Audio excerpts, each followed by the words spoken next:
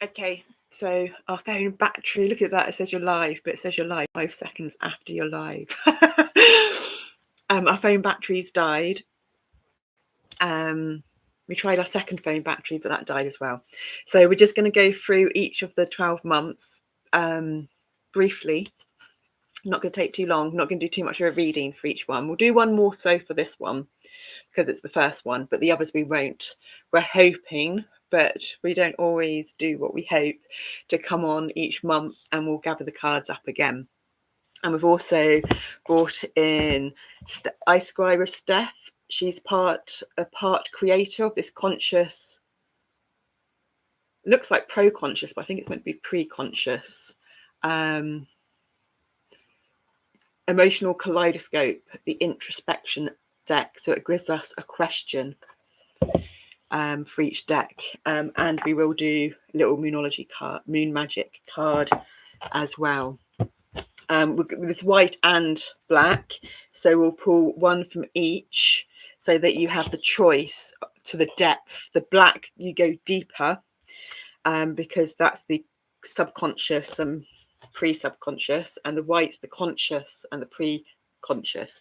So that's more of a surface level. It's not such a deep dive, so you can have a choice each month of whether you've got the strength, confidence, energies, wants, or it might be that you're working on one and then the other, to choose the confidence. So here we go. This is Aries, ruled by Mars, a cardinal energy, the moon to be bold and brave, and rules the head, face, teeth, tongue, and arteries. And the first card from each one that we do, seeing as this is a new kind of live, is the Oracle of the Universe. And it was 16, number 16 that came out. I'm not sure. I think we did quite a big talk of this in the spread, but seeing as we're not on the spread now, we're not really very great at holder. Does that work there like that? It's number 16. This is not the camera to do this type of thing. It's a webcam. I'm not sure what type of camera we would need for this. But it's just not great in focus, is it? Or really up close. It's number 16.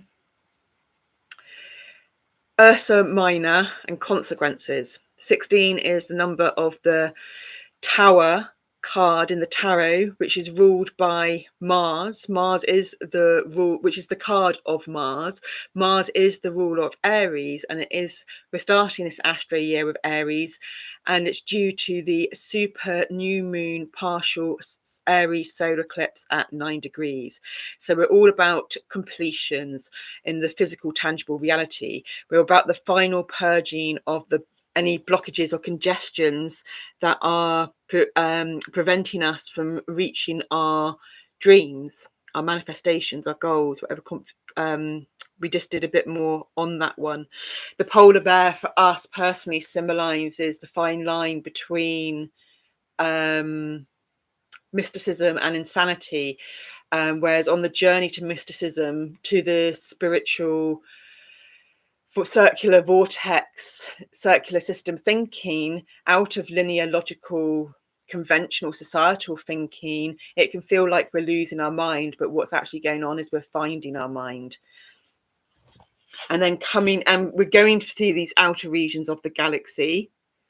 We're coming from the outer regions of the galaxies, but we reach the outer regions of the galaxies by diving deep into our central nervous system, our autonomic nervous system, so that we can access our parasympathetic nervous system, and any fight, flight, freeze, or any inability to completely be able to be patient or relax or surrender from a non-regulated nervous system for whatever reasons, is coming to a closure. And then we come bravely back, and it's through the energies of the head, the face, the teeth, the tongue, and the arteries. But it may not be that we're reaching the energies of this area directly through this area. For instance, today in the Mayan galactic calendar is the red overtone serpent, and rules, and that's your right big toe. Red is is color of east, it initiates, and your big toe is your head. It's your thinking from a reflexology perspective. So it may be that you are accessing these energetics by massaging your thumb or massaging your big toe or something else. It's about listening to the innate wisdom and intelligence of your body. But that is where the energies are. And it might be that you don't even go to those energies. The energies are more amplified in that area or depleted. It may be in excess or de-excess and completely, not there because of the congestion and the blockage. But the congestion and the blockages are being released, so the energy is attempting to reach there, but can't because of the congestion, and therefore the energy is reaching the areas that is causing the congestion to discombobulate it, so that we can have free flowing clear channels.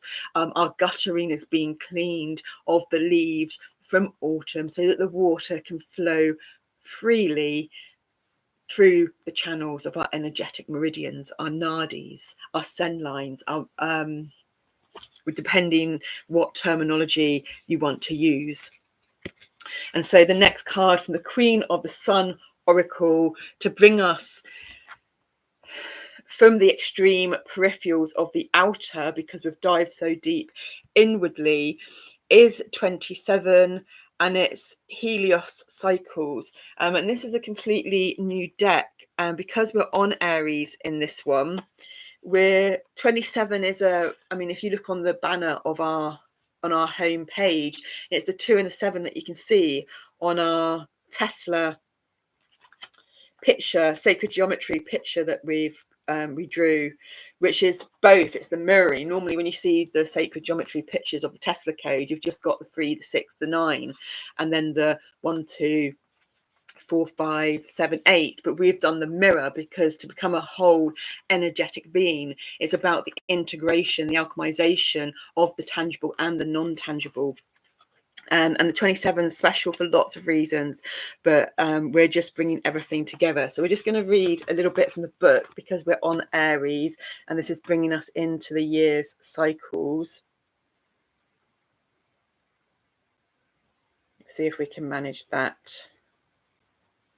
Flow with nature, illuminate the patterns and cycles in your life, the productive ones and the ones you would rather interrupt. It's time to break a bad habit. And our little ones are just getting really excited because of what we said earlier in the other live about Wren's song with Chinchilla, chalk outlines, little by little, bit by bit. And now we can't even remember what it says. Push it, that's it, little by little, bit by bit, push it back down with a new habit, because it's talking about the medication that society gives you on that thin line of insanity and mysticism with the polar bear that we just talked about. And in the Western society, we don't understand the spiritual, the unseen. And so it feels like we're losing our mind, really, when it's just a process or a journey to finding our mind and understanding that our mind isn't just an intellectualized, mental, up here, headier experience. Is about going into the understanding from Dalai Lama the 14th about how the Western world develops the mind too much, and we need to develop the body, the heart more, bringing us into our Venus energies, which is in Aries at the moment with Mercury. It's about the communication of Mercury, Gemini, and your Virgo energies through Venus, it's finances, it's worth, self-worth, the values of the value of the innate understanding, of the acute understanding of the importance of the innate ability of our most amazing quantum bioorganic computers of a body that we live in. And so it is, from a societal Western perspective, in a mental health hospital, little by little, bit by bit, push it back down with a new habit, whether it's medication, whether it's alcohol, whether it's food, whether it's sex, drugs, rock and roll. But it's not about that. It's about changing the perspective, little by little, bit by bit, bring it to the surface with a new habit, a habit that may be all of what we've just said, but it's bringing it to the surface. It's enabling us to feel, because it's not about clarity. clarity and understanding intellectually. It's about releasing those frequencies of emotion from the body, whether it's a perceived emotion of good or bad, right or wrong.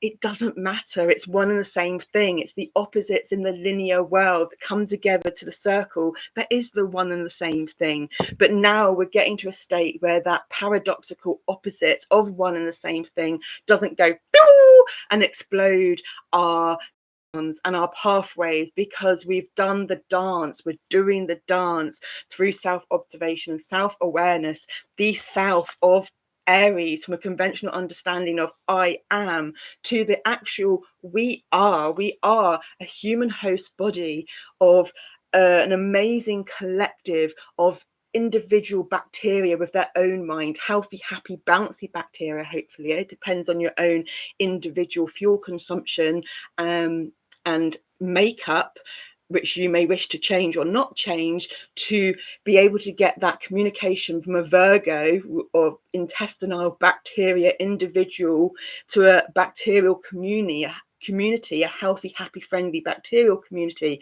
from the microcosm to expand upwards to a healthy cell, to a healthy cellular community, to a healthy body, so that when one does channel the information through our clean guttering, that we get accurate information through symbology for us, that then radiates out firstly through the heart electromagnetic field to others. No words needed from a conventional understanding of words, because that's what creates dissonance and separation and distance through family members, because we put too much emphasis up here rather than through here, and understanding about feeling.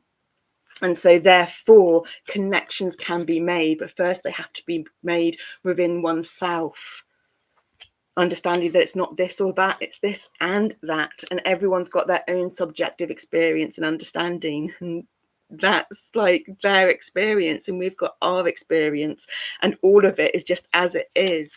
And we can understand so much about someone through the words they use, through the energy they give off, with the vibes, through their opinions, through the way they create and express and be, because it's about being the vibration. And we see too many people mimicking others and saying others, but do they really understand what they're saying?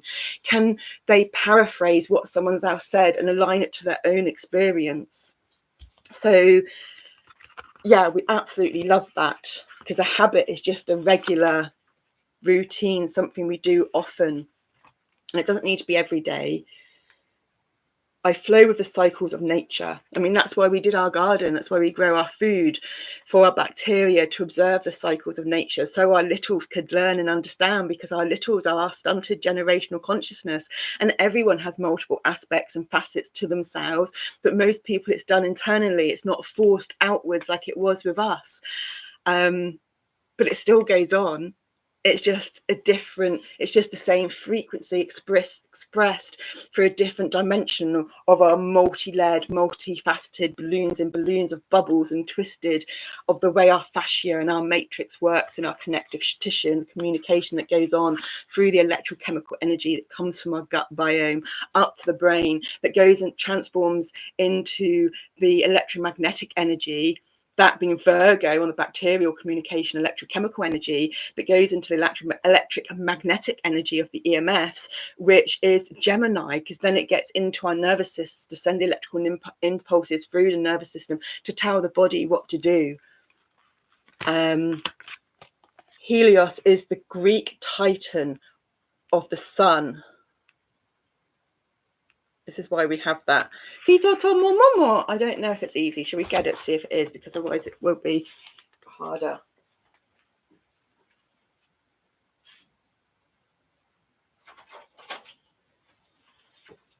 Okay, so this is a very old contraption. Let's see which side it needs to be on to hold the card for us. Is that going to work, my lovelies?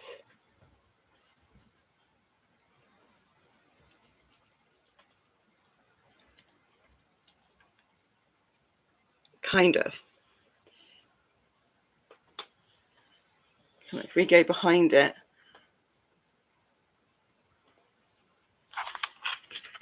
yeah, it just is what it is, isn't it? Helios is the Greek titan of the sun, resplendent in golden armor with a spectacular aura of light crowning his head. Helios drives his solar chariot around the sky each day. His chariot, drawn by 4 fiery steeds, Pyros, Eos, Aethon, and Phlegon, apologies for mispronunciations, races in a circular motion around the earth during the day and back through the ocean at night. At least we had the courage to attempt to pronunciate the words and not care about if we get it wrong, because it's not a lack of disrespect. It's just being brave to say it in the first time. Helios drives his chariot, and certainly as the sun rises each day, the rhythm and cycle of the passing of the sun is the catalyst to countless other cycles, such as those of growth, temperature, and season. Pagan people watched all the seasonal cycles carefully to ride with them, not against them. This is a lesson we could learn from today. So we love this, big boo, because the chariot is the card of Cancer in the tarot, and Cancer is about the heart, coming out the shell into the heart energies. And we did say for our personal connection about our Venus being in Aries, house 8, so we've got a solar eclipse Venus conjunction at the moment. House 8 is Scorpio's home. Our Scorpio is house 4, shared with Sagittarius, which is Cancer. And then Cancer for us is house 11, which is Aquarius, and it's about the community, technology, it's about sharing. But for us, it's about, we generally do everything quite different to the majority. And so it's about embracing the courage to be disliked, because that gives you the courage to be happy by finding your deepest depths of authenticity. Helios was considered an honest, consistent, and beautiful titan who displayed the virtues of forgiveness and grace even when provoked. A mythic story is told of the mighty hero Heracles and his quest to find and bring back the cattle of Geryon.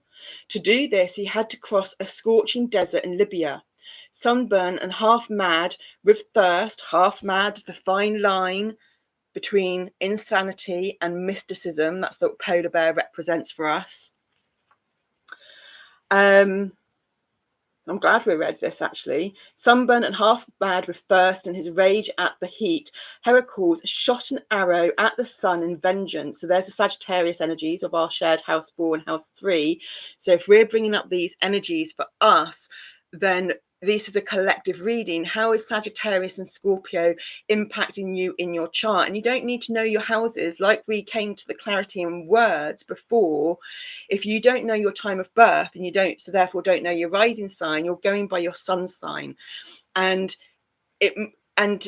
so if you want to find an area of life which connects to the houses, go by your intuition, go by this moment in time, if you want, that you're receiving this information in this video, and then that will tell you what house area Sagittarius or Scorpio is, and what area, therefore what area of life. So it's not about, oh, let's go into victim consciousness. I don't know my time of birth. My life's been harder, this, that, the other. Go in, oh, I'm serving a different collective energetics at this lifetime on earth, because I don't know my time of birth. And so therefore I'm receiving and experiencing the energetics of this information in a slightly different way. And eventually, the more you drive in through your chariot energies, your Cancer energies, into the deeper depths of your heart, and understanding your own symbolism, dream symbolism, omen symbolism, just like the reason polar bear means a fine line between insanity and mysticism for us, because when we were in the psych ward 5 years ago, our window looked out onto a container unit that had a big polar bear on it. So there was a lot of visual communication through visual coding of looking at this polar bear in a container unit and going, what's the polar bear saying to us, what's the container unit saying to us, which was always about us in our victim consciousness of like, a friend's going to rescue us, so and so is going to rescue us because that's who we connected with container units, this person's going to come and rescue us, this person's going to understand it, all these different narratives from our little ones that someone was going to come and save us. And that's not how it works. Well, it is how it works for some people. But what we learned personally for us and for what we perceive a healthy person to be is that they're able to rescue themselves by understanding they don't need rescuing. It's just a change of mental perception through experience of self-observation, which is what Jungian calls in the process of individuation, which is why we'll bring up these questions later on to help.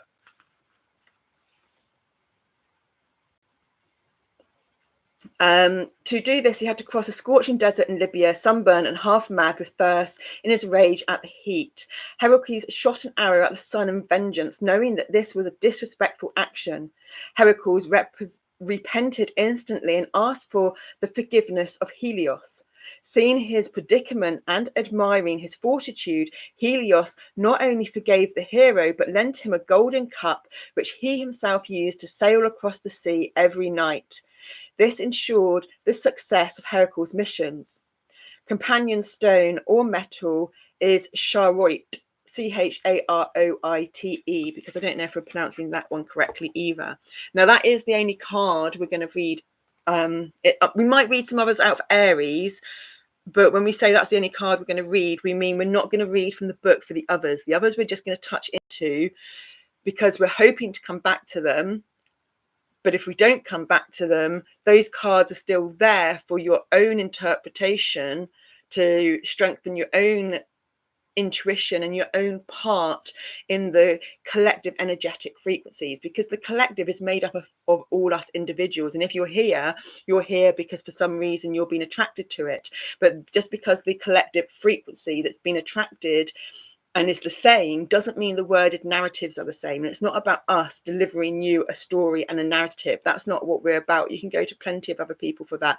It's about us delivering the energies by being the vibration to you. The words being the least important, because then you gain your own experience and your own process that takes you to the depths of your heart and enables you to gain more a connection, more self-awareness, more self-love and compassion. Self-love is the number 61, the reverse of 16. The unseen and the seen are the opposite. 16 and 61 are one and the same thing. Self-love brings rebirth. We don't need rescuing from someone else, because when we fully give ourselves unconditional self-love, we don't need anyone to love us in a certain way. Boundaries are something that we create for ourselves to gain understanding ourselves, so that we can deliver that information to others, but have no expectation that they will respect the boundaries. But if they don't respect the boundaries, and we share the importance of those boundaries needing to be respected, and this happens a few times, a 3-time rule person, then they won't be in one's life anymore if one is truly showing themselves self-love. Because when we truly love someone else, from our perspective and understanding of love, we learn their love language. And even if their love language isn't the same as ours, and is something that's completely different to ours and really hard for us to understand, if we really want them in our life, then we will adapt our behavior and learn those ways to keep them in our lives, because we love them. And that's not an easy thing to do. And people aren't able to love deeply. And so if someone doesn't do that for you, it doesn't mean that they don't love you. It means their ability and depth of love is very different from your ability. And if you're here with card readings and energy, then you feel deeply. And sadly, not sadly, that's us putting an opinion on something. We feel it's sad, but who's that for us to judge their experience? It seems, and as we notice in this now moment and learn for us, and we feel that that's sad, that others aren't able to feel that deeply. And the way society works is it tends to put a lot of projections onto people, like people with autism. Current society say people with autism don't feel, and they've got narcissistic tendencies and this, that, the other, when for us that's not the case at all. People with autism, especially that go so deep into their inner world, actually feel so deeply and come from a lineage of patterning that feels really deeply, that it's got to the point that they can't absorb other people's energies anymore and they can't feel it. So they've had to completely cut it off as a matter of survival for themselves and self-preservation. Because we had this really beautiful insight channeling the other day of like we witness someone, you know, you've got someone that puts on the virtual reality mask and they've got the games, and like if you witness them, they've got the mask on, they're in their own little world, virtual reality game world, doing this, looking around, rah, rah. But because they've got a virtual reality mask on, it's okay. Take that virtual reality mask away and whatever's in the hand away, and get them to do and move in that exact same way. And the collective opinion from society, oh my God, what are they doing? They're mad, or are they on drugs? And it doesn't matter if they're drugs or not, they're having their own internal reality experience without the tool of technology, which for us, quite frankly, is much more magical and precious, because you're not needing that tool, because we don't need those tools. But we're creating a society where we do human that does need those tools, which from some perspectives some would say is bad, but it's not about being good or bad. It's just that the way the patterning goes down through generations, certain networks get cut off in our body, which starts meaning that that part of imagination isn't being activated or stimulated on one's own. And so actually the virtual reality mask is a tool that's beneficial, because it's giving one an insight of what the potential is that they're not able to experience on their own.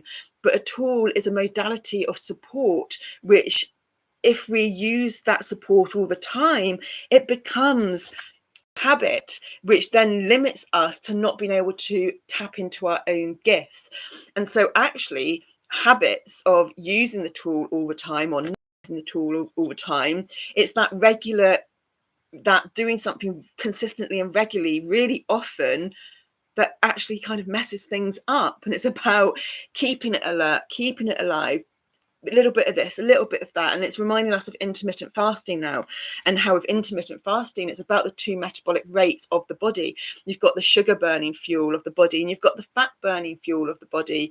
And it's about how easy it is to switch into both of those. And if you aren't able, if your ketones aren't working and your ketosis metabolism isn't functioning properly, then you're not able to switch. And for us with trauma, we're learning that that is a big thing with the sugar and the glucose metabolism being a need that gets overworked because of your kidneys, because of the fight flight. And so you get more of a need, a craving for the sugar glucose metabolism, because there's also probably a disconnection from the ketosis. And so it's about resetting the body from multi-system ways. We're going to steer away from that. This is all things that we are currently doing and learning more about. And so now we go into the Queen of the Moon Oracle. So we're getting a bit closer into our own earthly being through the solar plexus and the sun, rather than the collective of our whole being, of energetics of the galaxy that's held within, with the universe oracle. The part of the source energy that for us, we also we used to get very triggered, but we don't anymore. We would love to almost dive into understanding people and being able to communicate with people and say, well, what do you really mean when you say that? Because for us, the unseen energetics doesn't feel. Gods and all this archetypal symbology, it doesn't feel. When we incarnate into human form, it is to experience through the 5 physical senses and the 6th multi-energetic sense. And it's the human bodies that give us the capacity to have an emotional experience, which comes from a chemical reaction, which comes from the electrochemical energy. And so if you're not in the human body, you don't get that experience or feeling. Now, you may have, if you've incarnated into many lives, be able to have a memory, and that's quite a hard thing to go into, because we don't really understand even the concept of a memory. And memory creates an interpretation of the directional force of time, where it's linear, which it isn't linear in the unseen, as we've just discussed. And so therefore it's an experience where we've had so many lives that that energetic understanding of that emotion that's happened in the lifetimes has become embedded into that matrix, that fascia, the universal web of creation, the Akashic records. but we're not going to go any deeper down that aspect either, because we go from the microcosm to the macrocosm, to the individual, to the part, to the whole, and there's a whole area in between. And depending which is one's natural ability in waking life of this current human experience, depends whether their experience of ghosts or reality, or the way we use words and see and experience the world through our 5 physical senses or our internal mind's eye. But for us, we're very much a whole body experiential sensing being, rather than our traumas cut all the imagination and this off. So we don't get sucked in by the distractions or the lies that all this can tell us. We've looked in a mirror, and through our experiences that we've gone through, we've looked in a mirror, our head's been on back to front, we've been missing limbs. We know our head's not on back to front, we know we're not missing limbs, but that's what the reflection's telling us. And that's told us so much about the way our body and networks of communication, channels, pathways of energy are connected and wired. Now, we could choose to believe that reflection, which would probably cause even more fine lines of insanity and sanity, or we could believe what we can actually see and feel in the waking state, and then think, wow, how much information that is telling us. But we feel that sometimes people can get confused and misled. Again, we're not going to go down that pathway because we're going into our opinions, and it's not about our opinions. But the more we can delve into our own self-individuation, we can delve into understanding the many archetypal selves within the one host body, down to the bacterial self, the bacterial community, the cellular community, how that expresses maybe through personalities or through the psychology and archetypes of the cosmos and the planets, or the gods and the mythologies. We gain our own library, dictionary, network, book of personal symbolism, which brings us into the sun being the conscious and the solar plexus, the moon being an aspect of the unconscious and the sacral chakra, the orange, the alchemization, the merging, the integration of red and yellow that gives orange, of the root chakra and the solar plexus chakra. Because whether we intellectually understand it or not is irrelevant, but we've managed to utilize our breath, because breath is spirit. Breath is the bridge between the unseen and the seen, the untangible of empty space, the 99.9999% of the atom, and the atom, the particle, which we are bringing in through our finer threads of the meridians, the channels, the guttering of our body through the nasal breathing, or through the thicker threads through the mouth breathing, understanding the inhalation and the exhalation. But when we really experience our breath and the multi potentials of what we can do with our breath, we go into that pause, the retention, the bit of non-motion, no inhalation, no exhalation, when more happens. But to do that, we have to gain expansion and contraction in stages, but eventually getting a really big expansion and a really small contraction, utilizing the full capacity of our lungs, Gemini energies again, which is ruled by Mercury. And when we can do that and gain full capacity over lungs, we're able to gain optimum postural alignment in our energetics, which will have a transference of optimal energetic alignments in our physical body, of our muscular skeletal system, which is the skeleton held together by the guide ropes, the ligaments. And then strength is created not from bodybuilding, where the muscle is separated from the bone, but from understanding that the muscle's alignment against the bone creates the strength. But we may need to do some form of bodybuilding as a non-habitual routine pattern to strengthen the tendons and the ligaments which attach into the insertion, the origin and the insertion of the bones and the networks and the muscles. We're really connecting and getting to understand our body, because when we understand our body, we're brought into fruition. We're brought into the harvest moon. We're brought into number 37, time out, because we just intuitively, instinctually know, oh, we need to stop doing right now and we need to start being. But there's not even that awareness, because you've reset your autonomic nervous system. You've danced in the unseen energetics for so long and reprogrammed yourself that you don't even notice that the reprogramming's already worked, and you've created a new autonomic nervous system, a new involuntary muscle nervous system pattern, which is now healthy. So what do we mean by that? Your voluntary muscle system is you choosing constantly to use your hand. Okay, you're not choosing consciously to break down the movement of I need to open my hand and pick up this drink and drink it. That's all part of the habitual pattern, which is this is your voluntary muscles. I want a drink, so therefore that goes, oh look, we've got a drink here, let's pick it up and drink it. And then your involuntary muscles is your breath and your swallowing and your digestive system. But the problem now with all these central nerve, with this autonomic nervous system dysfunctioning, which is happening, which doctors don't understand, and the central nervous system is changing, is it's all part of the paradigm shift that's happening of the energetic from the microcosm to the macrocosm.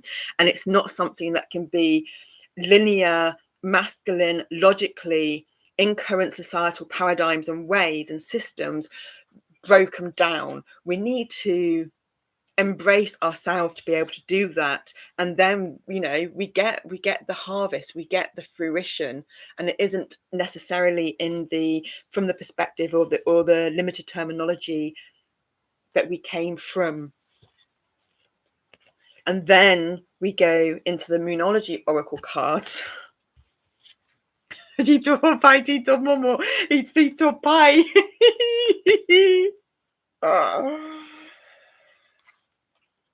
Maybe we need to shift our patterning a bit. The energy's building up too much in one way. We're just getting too excited because the synchronicities are just too fantastic. It's eclipse. We're in the expect powerful change, the new moon eclipse. Exactly one way. Exactly what we are in with the Aries new moon. So this is the beginning. It's this and that, or that and this, because 16 is 61, because we've been whole energetic beings of the unseen and the seen. We are at the beginning of the end and the end of the beginning. Which part of the cycle do you start on? And it's again, you've got the polar bear, and we're going to say solar bear then. You've got the solar bear, polar bear with the horse. It's all mirrored there. It brings you into the fruition, the stillness, knowing when to be, the action, knowing when to do, flourishes those neurological pathways through the ignition and catalyst of this current Aries new moon super solar eclipse into the last quarter moon in Capricorn. Leave the past behind. So Capricorn is on the global axes. Capricorn is a cardinal energy. The whole cardinal energies are the global axes. Aries is that 0 point of creation, as Pam Gregory calls it. And Capricorn is opposite Cancer. We're bringing up Cancer with the Chariot, the global. We didn't make that connection before, did we? And then the opposite of Aries is Libra. So Libra is your other one of balance. And so therefore, the last quarter moon in Capricorn, if you really wanted to get into a linear habit, you may wish to put onto your phone. We have on our phone the Astro Seek app, so we can go onto our phone and actually see on the first quarter, on the last quarter, where the moon is doing. Like on our community post, I think there was an aspect of the moon, we're not sure if it was a quarter aspect, that was in Capricorn. It's 4 degrees Capricorn, we think.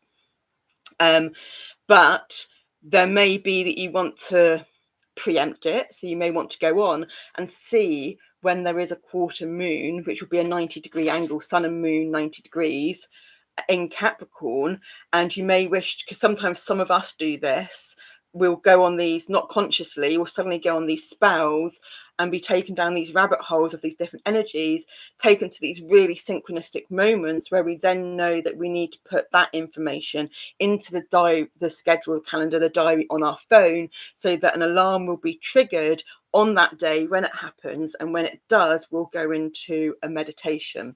For us, a meditation could be active or passive, or either end of. A really passive meditation would be your conventional stigma meditation, where you sit or lie and become very receptive, the feminine of the feminine. But it may be more of an active passive meditation. So you may do something a bit more like, I don't know, a kind of colouring in, still where you're very still and quiet, but there is some movement with it. So it might be that it's some form of Tai Chi or Qigong or yoga, but it's more of the restorative yoga rather than your dynamic Ashtanga yoga. The dynamic Ashtanga yoga for us would be an active meditation. So there's different layers too. It's about figuring out the way for yourself, but understanding there's many different perspectives and aspects of. It may be a meditation where just in the morning, before we did this acceptance yoga mudra, it may be that in the morning you wake up and do your acceptance yoga mudra and connect your channels in that way and just focus on your breath. And you may do that before going to bed at night. You may not remember, and if you don't remember, that's fine. Maybe you're not meant to remember. It's about not thinking, oh, I didn't do it, I forgot, but like, oh, I didn't do it, I forgot. But it's not that I didn't forget, it's that my body knows, and I'll do it if I'm meant to do it. But also understanding that if your body's in a it's in a habitual pattern which is dysregulated and not healthy, then it's not going to want these new behaviors in. And so it'll be kind of like, okay, I'm craving this, I'm craving that, that's not good. And you may be really perceived, bad wording, but perceived good for bad wording. It's all, yeah, we'll get there eventually with our wording. You're going in and out of cycles where you're doing the new habit that you want to get into, but then you phase out of it, but then you'll go back, and it's a cycle. It's the Helios, so active masculine energy, sun energy cycles. And not to just think, oh, it's not working, I'm going to give up. It's just like, oh, this is life. Every year you get spring, every year you get summer, every year you get autumn. We're going around in what seems like a circle, but it's not. It's a spiral. And so you never quite do the same thing. History rhymes, but it's never quite the same. But we're in a new time now where with the energetics, there isn't necessarily a history pattern to go back on. And Tito Popai Nino vision. Yeah, our vision's really shifting strongly in that moment. That's to do with the light on the Logica camera. Aries head, Tito Momo, Pipomo, and tongue, Tito. Having a big shift, as you can see, in the head area. That is the Mercury was the blue throat chakra we did. Venus was the indigo chakra with the tuning forks from that perspective. Aries is the head and face, and we've done a lot of work around the crown chakra, especially with our shadow dancing over the past years, if you have been with us. And we did a whole section which was reposted on our Shintosai channel with this galactic calendar journey, which is all about the violet chakra, and it's about the root chakra of the red of the violet, the orange of the violet. And we've gone through it all and revisited it because it is repetition with a twist, and it can be boring, or it can be frustrating, or it can be that you don't understand it from up here. But if we can notice those changes in our body, which, remember, if we're dancing with the energetic, unseen energetic body, it's the subtle energetic body. And if it's subtle, it's not going to be really, really noticeable, and it's not going to be really tangible. And for certain aspects of our littles, we want that tangible change. We feel like we need it. We don't need it. We feel like we need it, but it's we don't have the wording for that one. It's too close to home currently for it, but that's okay, because it's not about the clarity. It's not about the end process. It's the end goal. It's about the process. That's why we didn't like the word goal earlier. It's about the journey. And what we do now is we will notice the freeze state. We'll then notice the autism getting locked in and shut down, but we'll be able to manage to,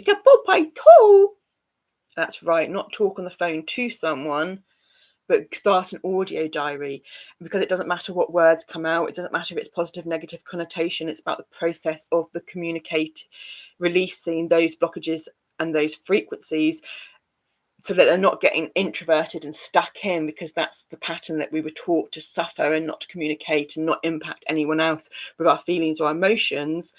And so we start getting out, and we're not talking to anyone else. We're not imposing that on anyone else, whether we're just doing it for ourselves or go outside and be barefoot on the ground when we do these audio diaries sometimes. And it used to be that might take us days or weeks or months, whereas now it can just take hours or minutes to snap into the understanding, to do that process, to release. And it can be, we can get put off from doing that process sometimes because we've done it so much that we know what's going to happen, and we know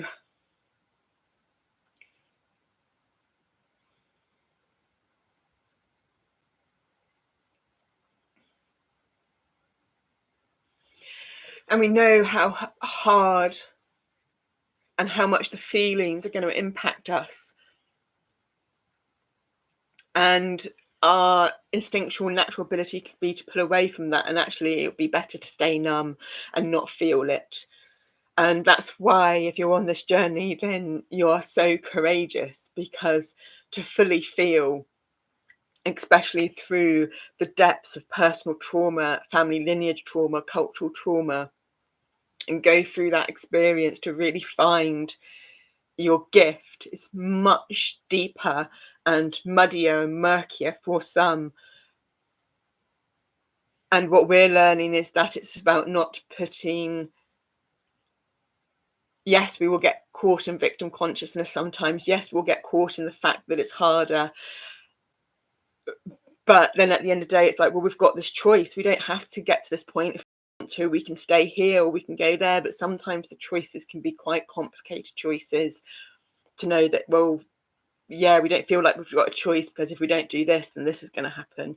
But then that's part of changing the mental perspective then of something else that's happening. So it's literally about being able to speak out loud, not just for the process of releasing, but also for the process of the constructive feedback loop of information in and out of the senses.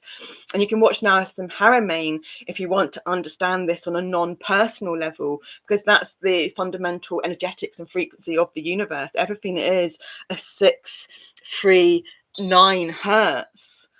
Everything is a Tesla code, sacred salvational frequency of 639 hertz of connecting and relating.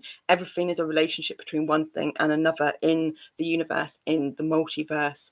And you have to go from 639 hertz through that process to get to 963 hertz, which is at one with all, whether that's at, and you can only get to at one with all external to at one with all inside yourself, by becoming a whole holistic vibrating being. And it's the ones of us that have got the deeper mud to wade through, that have got the isosceles mountain that's harder to crawl up, that has got the colder ice frozen lakes and icebergs to navigate, because our autonomic nervous system doesn't regulate temperature and the rest of it.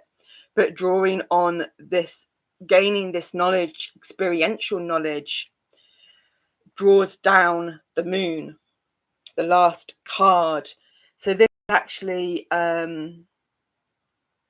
these are the Moonology manifestations. Tita put more. Oh, thank you, my lovelies. That's awesome. So this is to bring more logic and structure into it, because we lost that there for a while and just got onto the spiral vortex rabbit hole tangents, which are all still contained into the one reading. It's just not narrated to you like how we see a lot of tarot readers do stuff. But this is the Moonology manifestation card. So the Capricorn last quarter moon is going to be a very potent time for manifestation. And in this moment, there's been a bit of a push and pull to understanding or comprehension of whether that's a creation of a manifestation of a wish setting, intention setting, like a new moon of now, or of the materialization of a manifestation. And like we've constantly said of the paradox the whole way through, where the line becomes the circle, this or that becomes this and that. So it's both of it, and it depends on your own personal narrative if you want to choose one or the other. And actually it could be so entangled that it's both of them, depending on the manifestations and the creations that you're wanting to. But the message to go with that manifestation of that last quarter Capricorn, leaving the past behind, Capricorn being the devil energies, Capricorn being the devil energies, which is the devil energy is the energy of the earthly, being incarnate in human form to experience earthly pleasures and desires. And the devil energy is when that natural receive or give has fallen away because of whatever traumas. And trauma is a good thing in small amounts. Stress is a good thing in small amounts. Stress is what, in free radical stress in the body, we need certain free radicals in our body because that gives us the energy and the momentum. It's only when we've got too many free radicals that then it starts going too active and breaking us down. But then it depends on the cellular structure. If the cellular structure of the membrane of the outer cell is healthy, then you can handle more free radical stress because there's a stronger boundary, a stronger barrier between the two. But if there's a time where your body needs to be and rest, and you need to decide whether you want to choose to understand that as we age, we don't need to go through the myth that aging is degenerative, and that when we refuel our body with life fuel and whole foods that has life force energy in it, and do certain practices and ways, we can regenerate our body. And it's not a be all and end all, but we have to change enforced upon belief systems or ways, but only enforced upon through a natural habit and a way of life, not in a way that we pass blame to someone else. There is no blame, or there is lots of blame, which means we can blame others and ourselves, but that's not really the terminology or the way to go down. And so the leaving the past behind is the devil energies, because that's the condensed energy. It's the ice state of water. It's where we desire stuff, but then we take too much, that then causes the blockages and congestion in the body, especially if it's too much of a non-whole food, a processed food that the body doesn't need to know what to do. So therefore it stores it in the fat cells as a protection, which is, thank you, fat cells. You've done an amazing job at keeping us healthy and separated from the toxins. Loving your body, nurturing the body, understanding that the desires from the senses in a tangible, physical, pleasurable way comes from pratyahara, the fifth limb of yoga. Freedom from the desires of the senses. Freedom from the desires of the senses doesn't mean we can't enjoy it. It just means we know how to enjoy it in moderation. Number 14, temperance energies in another form of balance from the Libra that we talked about. And you need 41, the opposite of 14, self-discipline, to be able to do that. And then understanding that maybe we attach pleasure and fun, like especially from a cultural perspective, of going down to the pub and having some drinks and maybe some recreational usage of something. And that actually we have to change our understanding and definition of what fun and pleasure is, and maybe take a more pure, innocent, childlike view of what fun is and how we create that. Because drawing down the moon and knowledge is the message, is the guidance. Again, innate body intuition knowledge from the heart, not intellectual Western academia knowledge. And we've got a woman, so if we're going to our yoga thing now, we've got a woman in movement. So for us, it would be to look at this card and to do some side bends and to get our arms up. When we get our arms up, we're helping release the toxins from the puffy armpits. When we get our arms up, we're creating that outer triangle to extend the side waist more, so that the compressed energetics, which is creating a globule ball more, is being able to expand out. But again, with our EDS, you expand out, you can go too much, you have to actually bring it in, and we're not doing that anymore because it's going to send us into a spastic. So that's that's awesome. We love that reading. But we're going to just have a little magic moon card, and the other ones we're not going to go to in depth when we go through them. God, we've already been here an hour just on this one. But we are just going to literally talk through them, and then hoping we'll come back each month to go more in depth. But if not, we'll put just the little small short talk through out, so that you can go into your own individual interpretation at the time. Because for instance, we might not be in a state where we're able to do that, but will be in a state to receive the short one and develop our own personal intuition, because the energies, noticing from our Pisces feet one and our solar understanding of source energy, our energies change massively depending what the moon and the planets and the sun is doing, and just what's going on in our life experience around us. So for this Aries, the moon to be brave and bold, Mars ruler, head, face, teeth, tongue, arteries. We just had a major release in our sinuses there. That's awesome. What moon magic card can come out for them, please? Okay. Oh, it is just one. So the moon message, it reminds us of the Lion King film picture we've just been posting on with our community posts.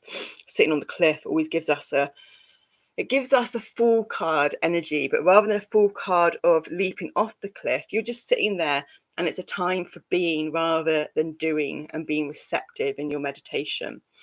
And you could sit there with your feet dangling off, you could lay back, but it's a being momentum, because you are seeking balance and grounding under the waning gibbous 3. So if you don't know what any of that means, the waning gibbous 3, then you may choose to do your own conscious intellectual balancing work for it or not. And we can't get that to focus, so we're not going into it. And the unconscious, is that one card? Oh, it's one card as well. Awesome.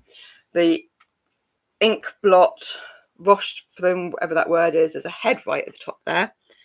That's the imagery for it. And the question for self-inquiry: would you consciously reach out for help, or wait for someone to notice that you needed help? And if you were us, you would even rephrase that question again. I mean, for us, some would do it, some wouldn't. And then the other one, to alchemize and integrate that polarity of opposites, would be, we're helping ourselves. We're not reaching out for help, and we're not waiting for it to come to us, although there are aspects that want to and can't, and there are aspects that want people just to come in and save us. The collective that balances all of that out is that we know we can help ourselves, and we're doing so much better since we've been helping ourselves, because we're so different. And that's the biggest gift we can give to ourselves and others. And there's lots more words and phrases we want to say on that one now, but we don't have them. And maybe we have them because we're not meant to say them. Irrelevant. It can't really matter. It can be whatever we choose it to believe, because that's what it is. We are just what we choose to believe. It's not this or that or anything. Everyone has their own belief systems, their own structures, and that is what we believe the earthly experience to be. Hence the diversity is beautiful and vast. Can we just have one conscious white card now, in case the people viewing this don't want to dive so deep, or maybe they want to do both and alchemize the white and the black into the grey neutral balance that the moon magic card of I seek balance and grounding in. Oh, there we go. And it is just the one again. We are so grateful for you just giving us one. Thank you. And there we are. My scribe Steph always says how the black and the white is what the brain loves, I think, and the colour is what the soul loves. We never quite fully understand that. Or some of us do, but then some of us don't. Was it easy to make friends in high school? Are there any factors that need to be considered? Are there any factors that need to be considered? Was it easy to make friends in high school? So there we go. That's your reading, Aries, collective. And it may be that, for instance, when Libra comes around in September, October, that you're finding the Libra energy is really full on and really intense, and you don't, for whatever reason, feel drawn to embracing the Libra energies anymore. And that might be when you want to come back and actually embrace these Aries energies. It might be that actually doing that 180-degree opposition is too big a jump, and you just want to take a small energy. And so then you might want to embrace the Cancer or the Capricorn energies. And we've already had the third quarter Capricorn moon, so it might be that actually embracing the Capricorn energies on the Libra or the Aries or the Cancer could be one of the easiest, smoothest rides for you. It's all very subjective and open to individual experience. And so now we were going to say we're going to rush through the other cards, but we're not going to rush through them. But we are going to rush. We're going to use input a word for rush through that doesn't mean like that's then for your own development, or for an extra in-depth development from us, if that's what's called for at the time. So Taurus energies, which is your April-May part of the month, is the moon to be grounded and real, which is awesome because we did just have that seeking balance to be grounded. So it's a wonderful follow-on energy from the Aries, and rules the neck, the vocal cords, voice, throat, and the thyroid gland. And Taurus is a fixed energy ruled by Venus. And because we've dived in so deeply to our own energetics in whichever ways we do, we've been taken out to the farthest regions of the galaxy, embracing 22, the master builder number, the number of intuition through body intelligence intuition, into freedom, Pegasus. And this rolls on beautifully again where the parts connect with the Aries energy, because we were talking about Capricorn, we were talking about desires of the senses, we were talking about pratyahara, the fifth limb of yoga, which is freedom from the desires of senses, fifth being five being the number of change. Change is the constantly vibrating atom, the always moving atom, the Cancer energies of the Chariot, and that change brings freedom. So it's only when we do a habitual pattern, actually, whether it's healthy or not healthy, maybe just the fact of the habitual pattern is unhealthy. But Pegasus is the horse that has wings. She doesn't have the magical unicorn, she's got the wings. The wings are our trapezius muscle and the arms. And rewind. So yeah, we're going into too much depth again. We find it hard to not go into depth. So 22, intuition, number of intuition, master builder number, Pegasus, freedom, and maybe your trapezius muscle for that one. Then closer in for your solar plexus and the sun energies, we're brought into number 13, the number of the moon cycles and the feminine energy, holding the light in your hand through the aurora, because of the beginnings where this current Aries supermoon, new moon, solar eclipse is impacting.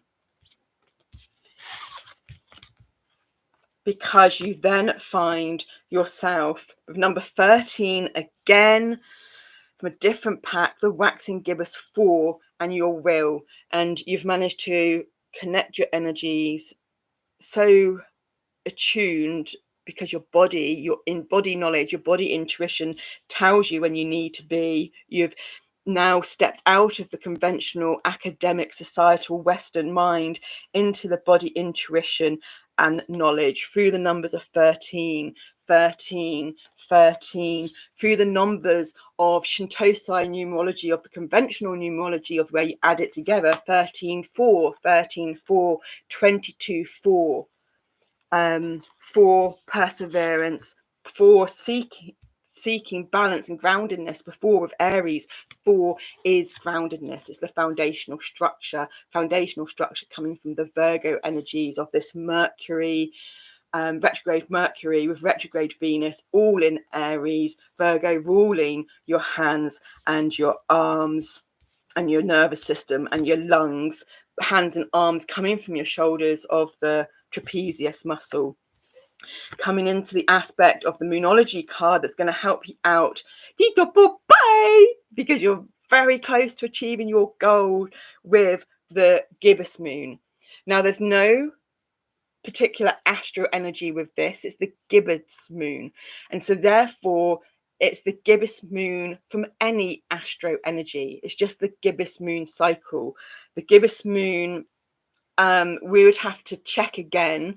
We don't know. It could be either, but the gibbous moon is Dito Pomo. We do know this. Yes, you're right. So the gibbous moon is where we were going to say it's either just before the full moon or just after the full moon. You've got the full moon, which is the circle, and then you've got the gibbous moon when it's not quite the circle.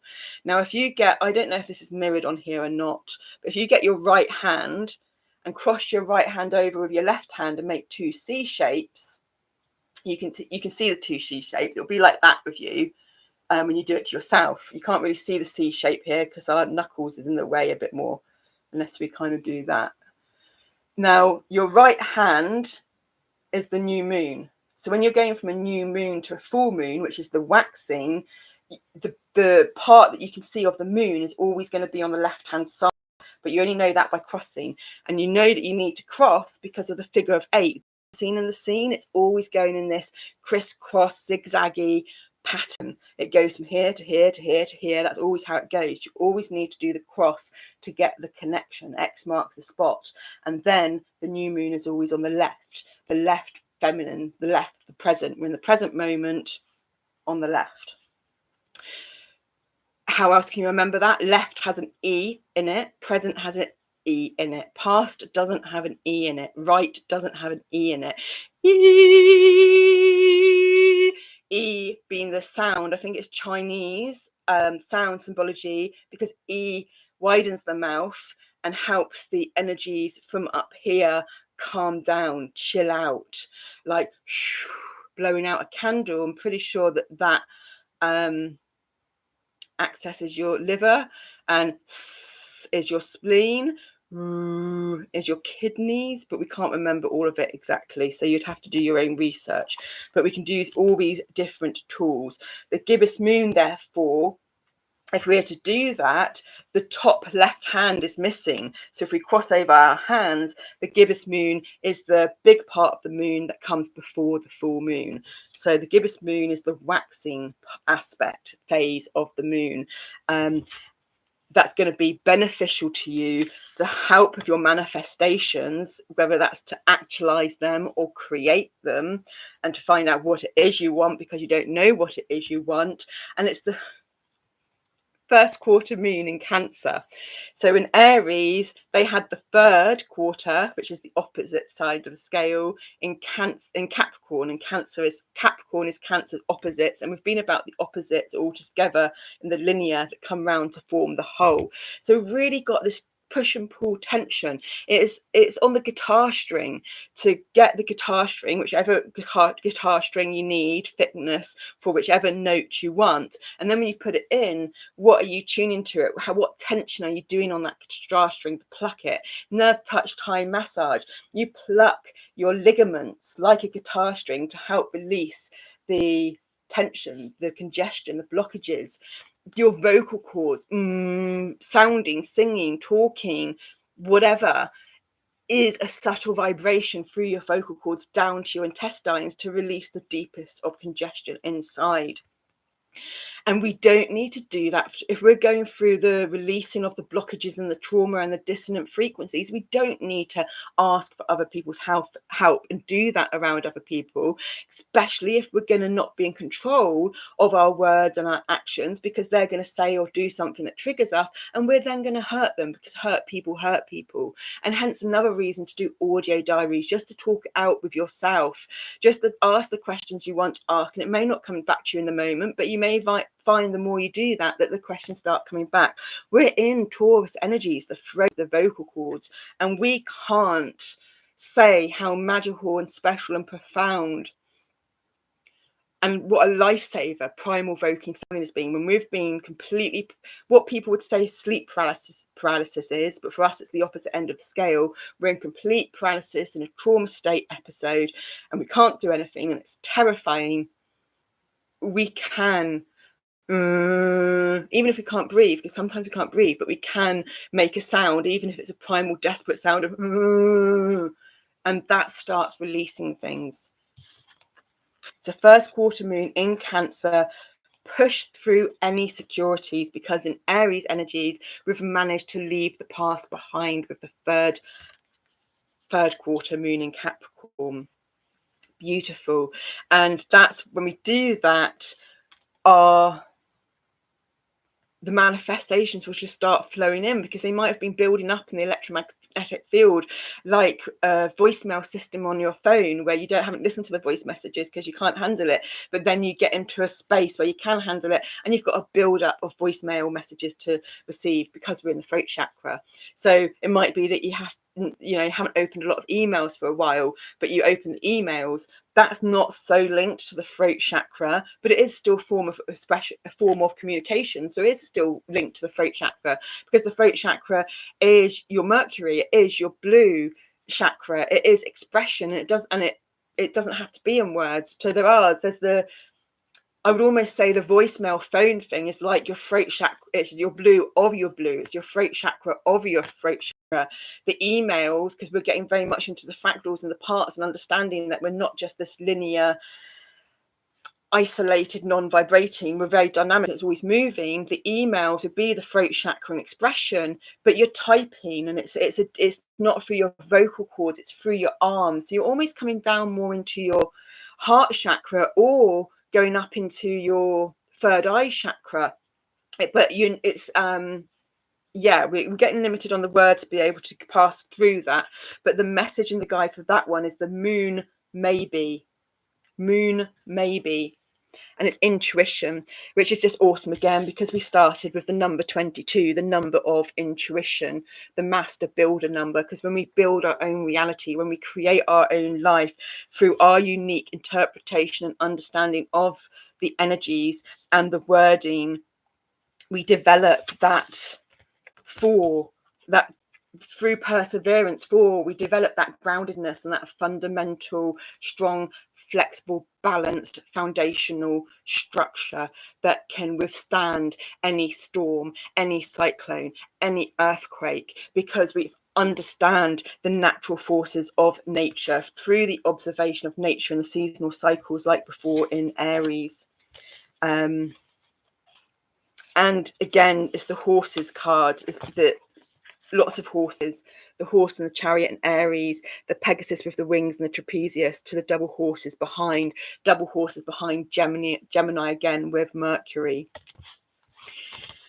Whew. And it's really weird. I think something's happening energetically in our central Sushumna, our central channeling. Not that we can feel it in here, even though our body's doing it. Our body's doing it because when we do stuff like this, we are, without realizing it, manipulating our energetic field. We can feel it through our front teeth that are crooked and crossed over, but we can feel a sensation in the bottom of our two front teeth, a sensation that we've not felt there before. And that crossover, we were talking about the squished globular energy, the triangle of like the Merkaba, the triangle of the feminine energies is the pointing down triangle of earth and water, which we've just, as a collective of outer planets, just moved out from into the fire masculine energies and the air masculine energies.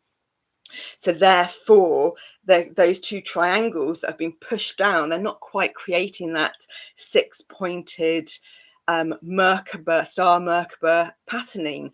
They've been squished down so that actually you've got too much of a pointy at the bottom, too much of a pointy at the top, and a real kind of narrow parallelogram, parallel rectangle in the middle. Whereas if you were to expand it out, you'd actually have, rather than a horizontal rectangle, you'd expand it out, there wouldn't be much of a point at the top or the bottom, and you'd have a rectangle in the vertical. You'd be so in yoga, to gain length, you actually have to widen your muscles.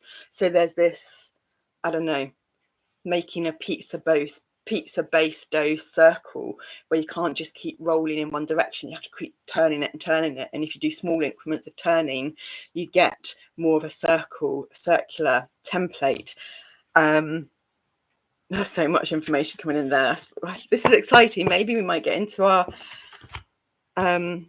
sacred geometry stuff, but we haven't yet. So the moon magic message for you, Taurus.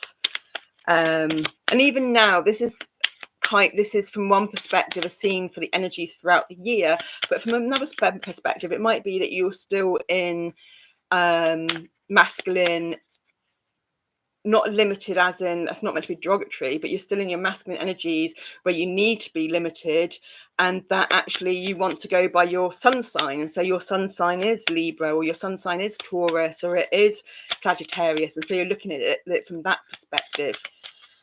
Here we go.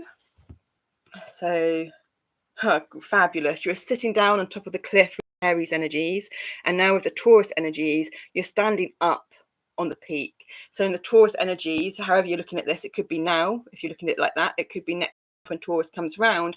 And when that comes round, you're actually coming out of that feminine, the receptivity of the reactivity state, and you're starting to stand.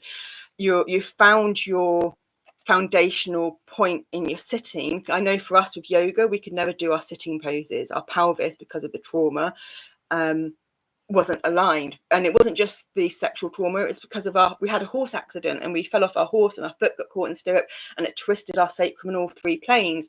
So we had like the red chakra and the orange chakra, and then we had breathing problems anyway.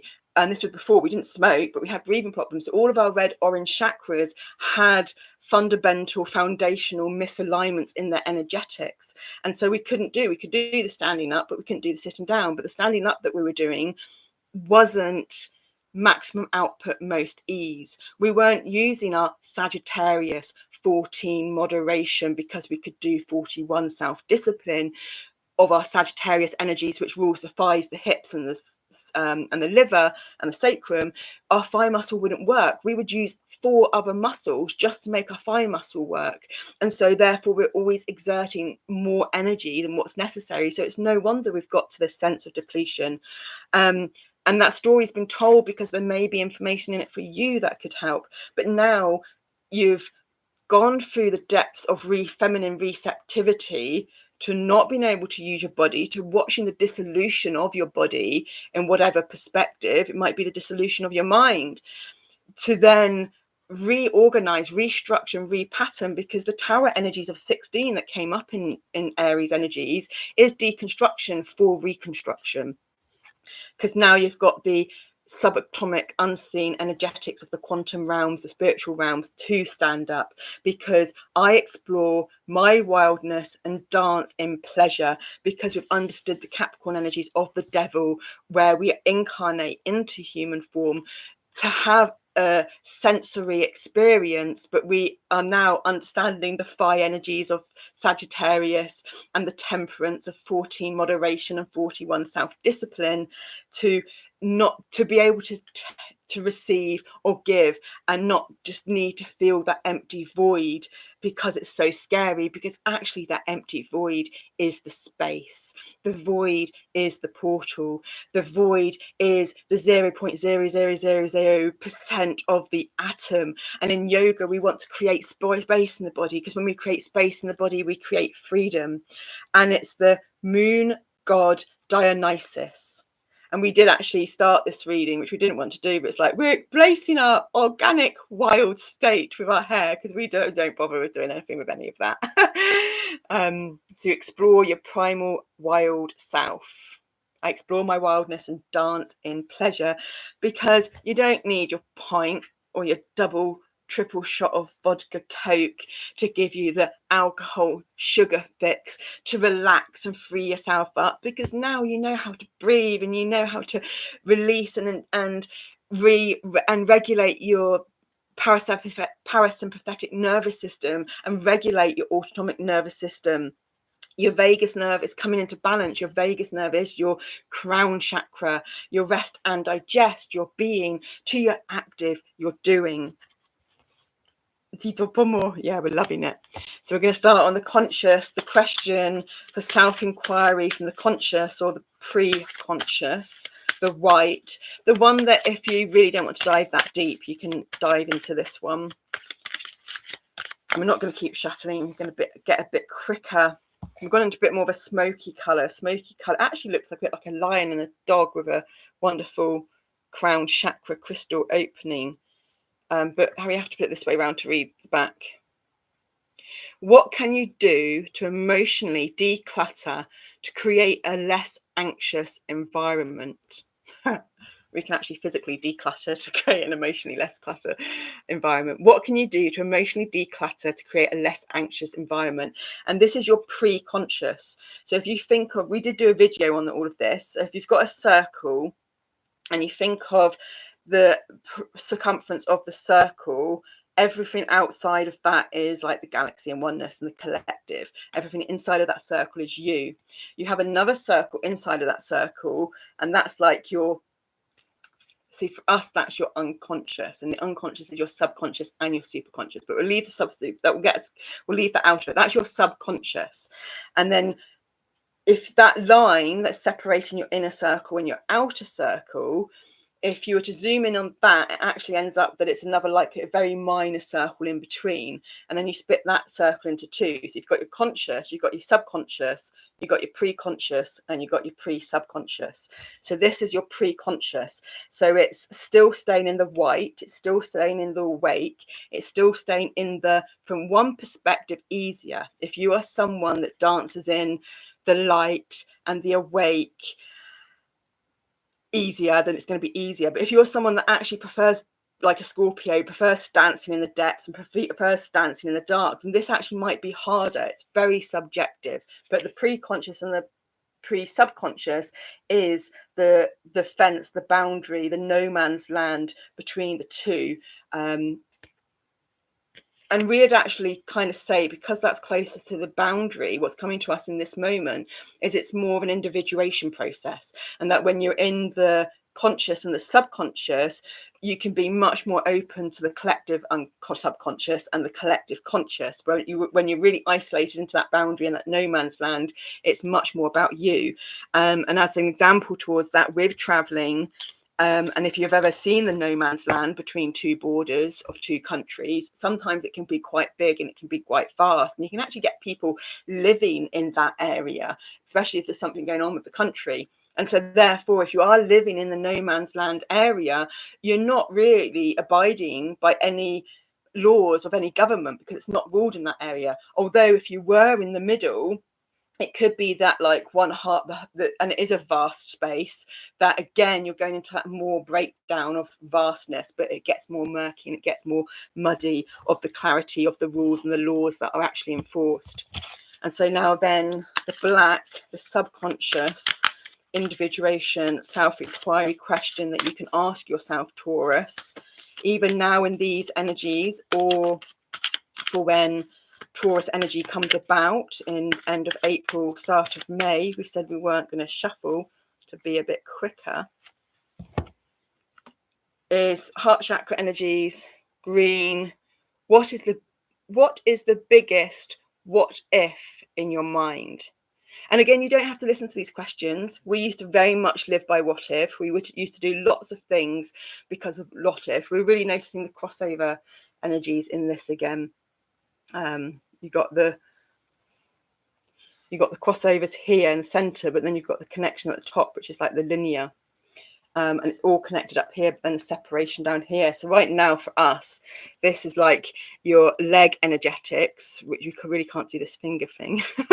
And then you go up to your pelvis. This is like your, so it's so funny, it's mirrored on the laptop, because when our eyes follow the screen to watch the screen to see what our fingers are doing, they do the opposite. And I think that's because the laptop's mirrored. So this is your waist here, and then this goes up to your shoulders and up to your shoulders, and then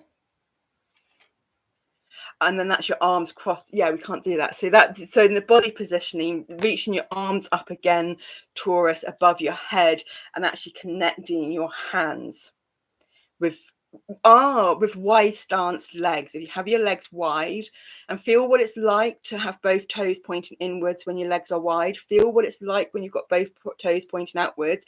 Feel what it's like when you've got both toes pointing to the left and you've got both toes pointing to the right. And then, like, yeah, hands over the head and hands joined, because you're widening your base. And the more you widen your base, the more your pelvis area, your Scorpio energies, are going to connect and communicate. So I know in the Western world, a lot of people can have hip issues. Okay, Taurus, thank you.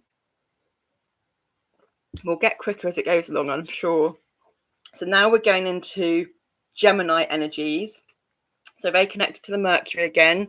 The moon to be inspired and create change. Shoulders, hands, arms, bronchial tubes, lungs, nervous system, and mercurial energy, and governed by Mercury.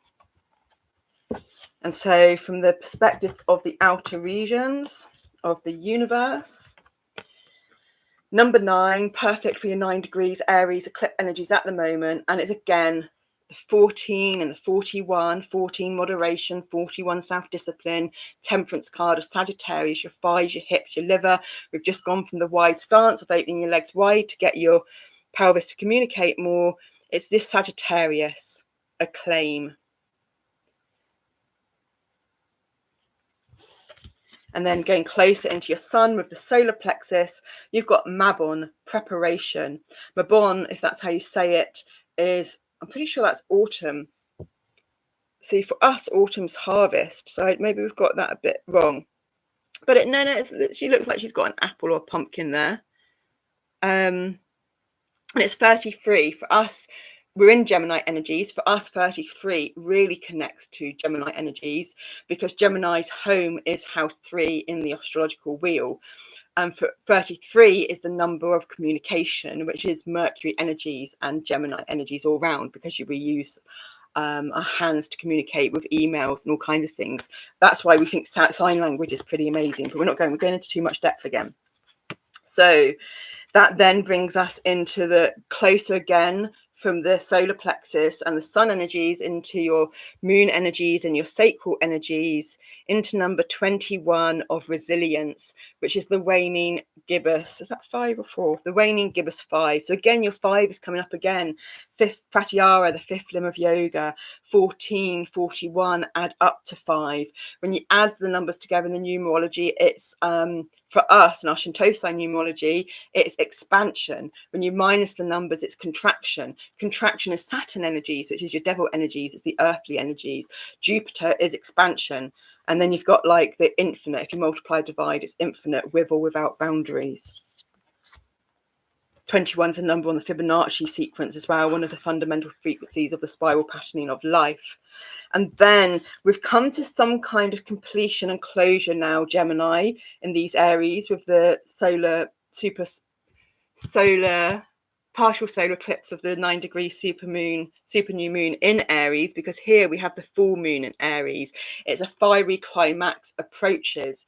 The full moon in Aries is Libra's opposite. So it may be that in your end of September, start of October, whenever the Aries full moon happens in that time, that's a completion or closure time for now. Or another perspective of reading this card now is that you're coming to a completion or full or a closure now, because your personal moon cycle could be the opposite to the collective moon cycle that we see outside.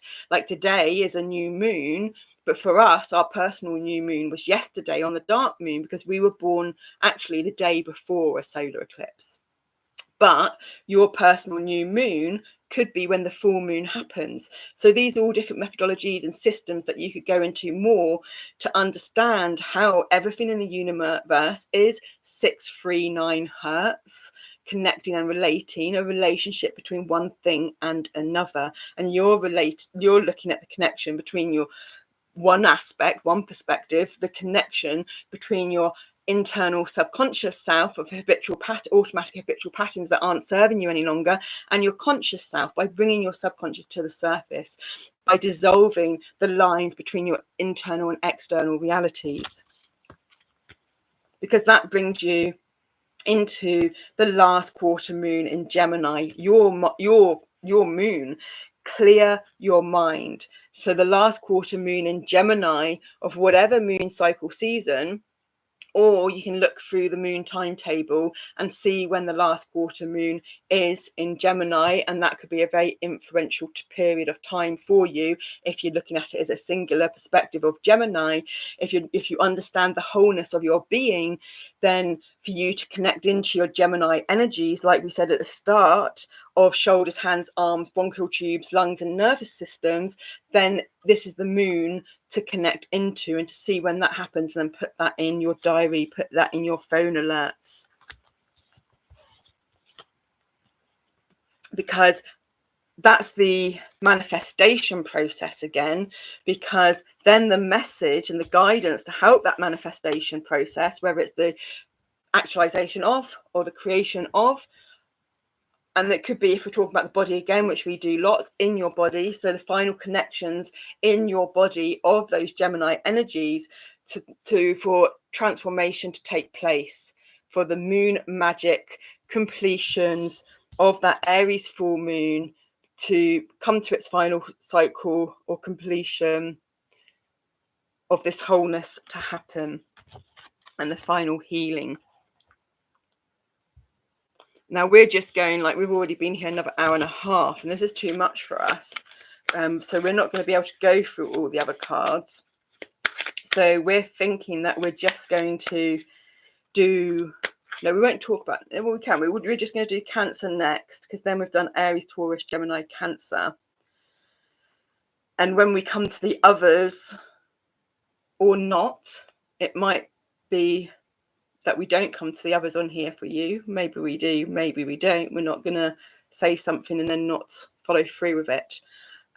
We would like that to be the intention and to do that. But if we do, we don't know when it's going to be. But these will be the first four energies that we embrace. It might be, actually, if we aren't able to do it in video format, that we take photos of them and we post them on a community post on here. So you can get the information. It might be even that we post some of it on here and then go into depth and post it in our Discord community. So it may be that you can join our Discord community to find the cards and the reading to go with it. That's easier. We'll just have to see what happens at the time. So thank you for the conscious alignment question to see what's happening or what's going on. So here's the conscious, and this is actually a conscious now this time. It's not a pre-conscious for Gemini. Black and white energies again, almost a kind of circular pattern. The Zen's being very explorative right now. So there must be an explorative energy going on.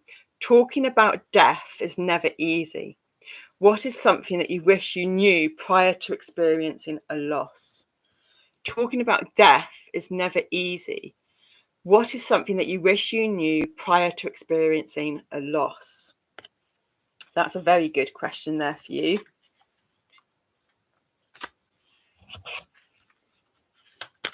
And again, that full moon completion, that is like a death, leaving the past behind.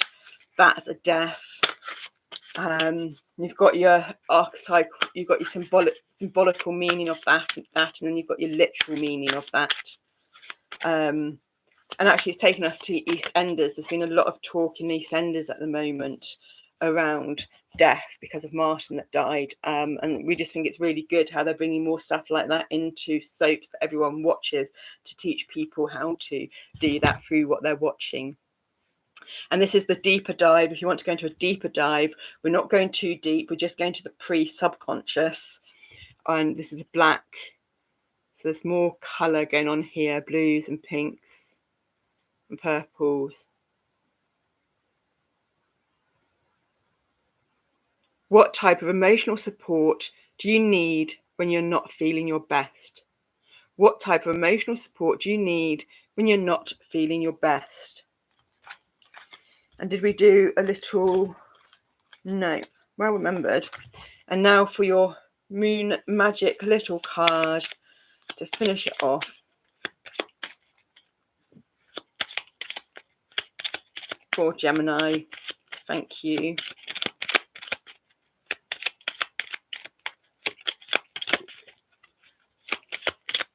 So we're just going to pick one. Oh, look at that. That's quite cool. It's the moon and the eye. I am honest with myself and others. I am honest with myself and others. First quarter moon. Thank you. So we were deciding whether we'll do the next one or not, but we are going to do the next one because the number 4 was coming up lots. So because the number 4 was coming up lots, plus it's Cancer. Cancer is the home of 4. Do you want out, Zendaya? Is that what you're telling us?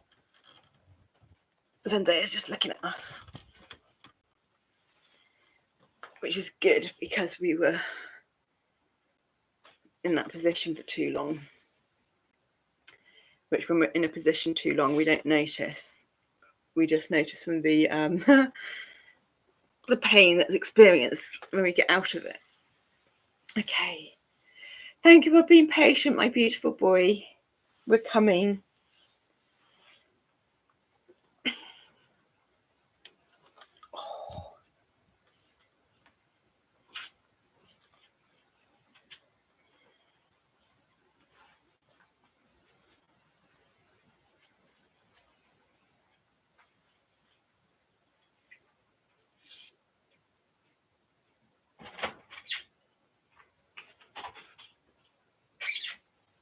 There you go.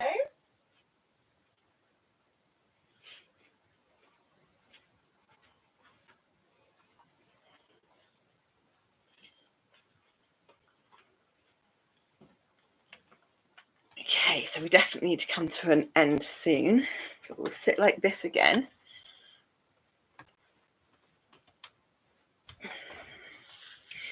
Beautiful knees. Knees are ruled by the Capricorn.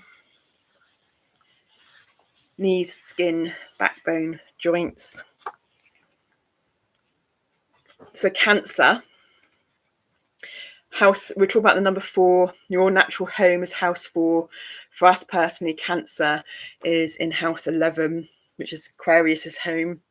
The moon to be in ebb and flow. So following those intuitive energies again, intuition 22.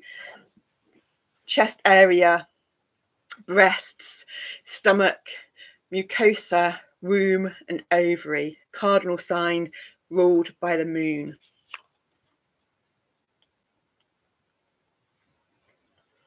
I don't know why Scorpio's next there.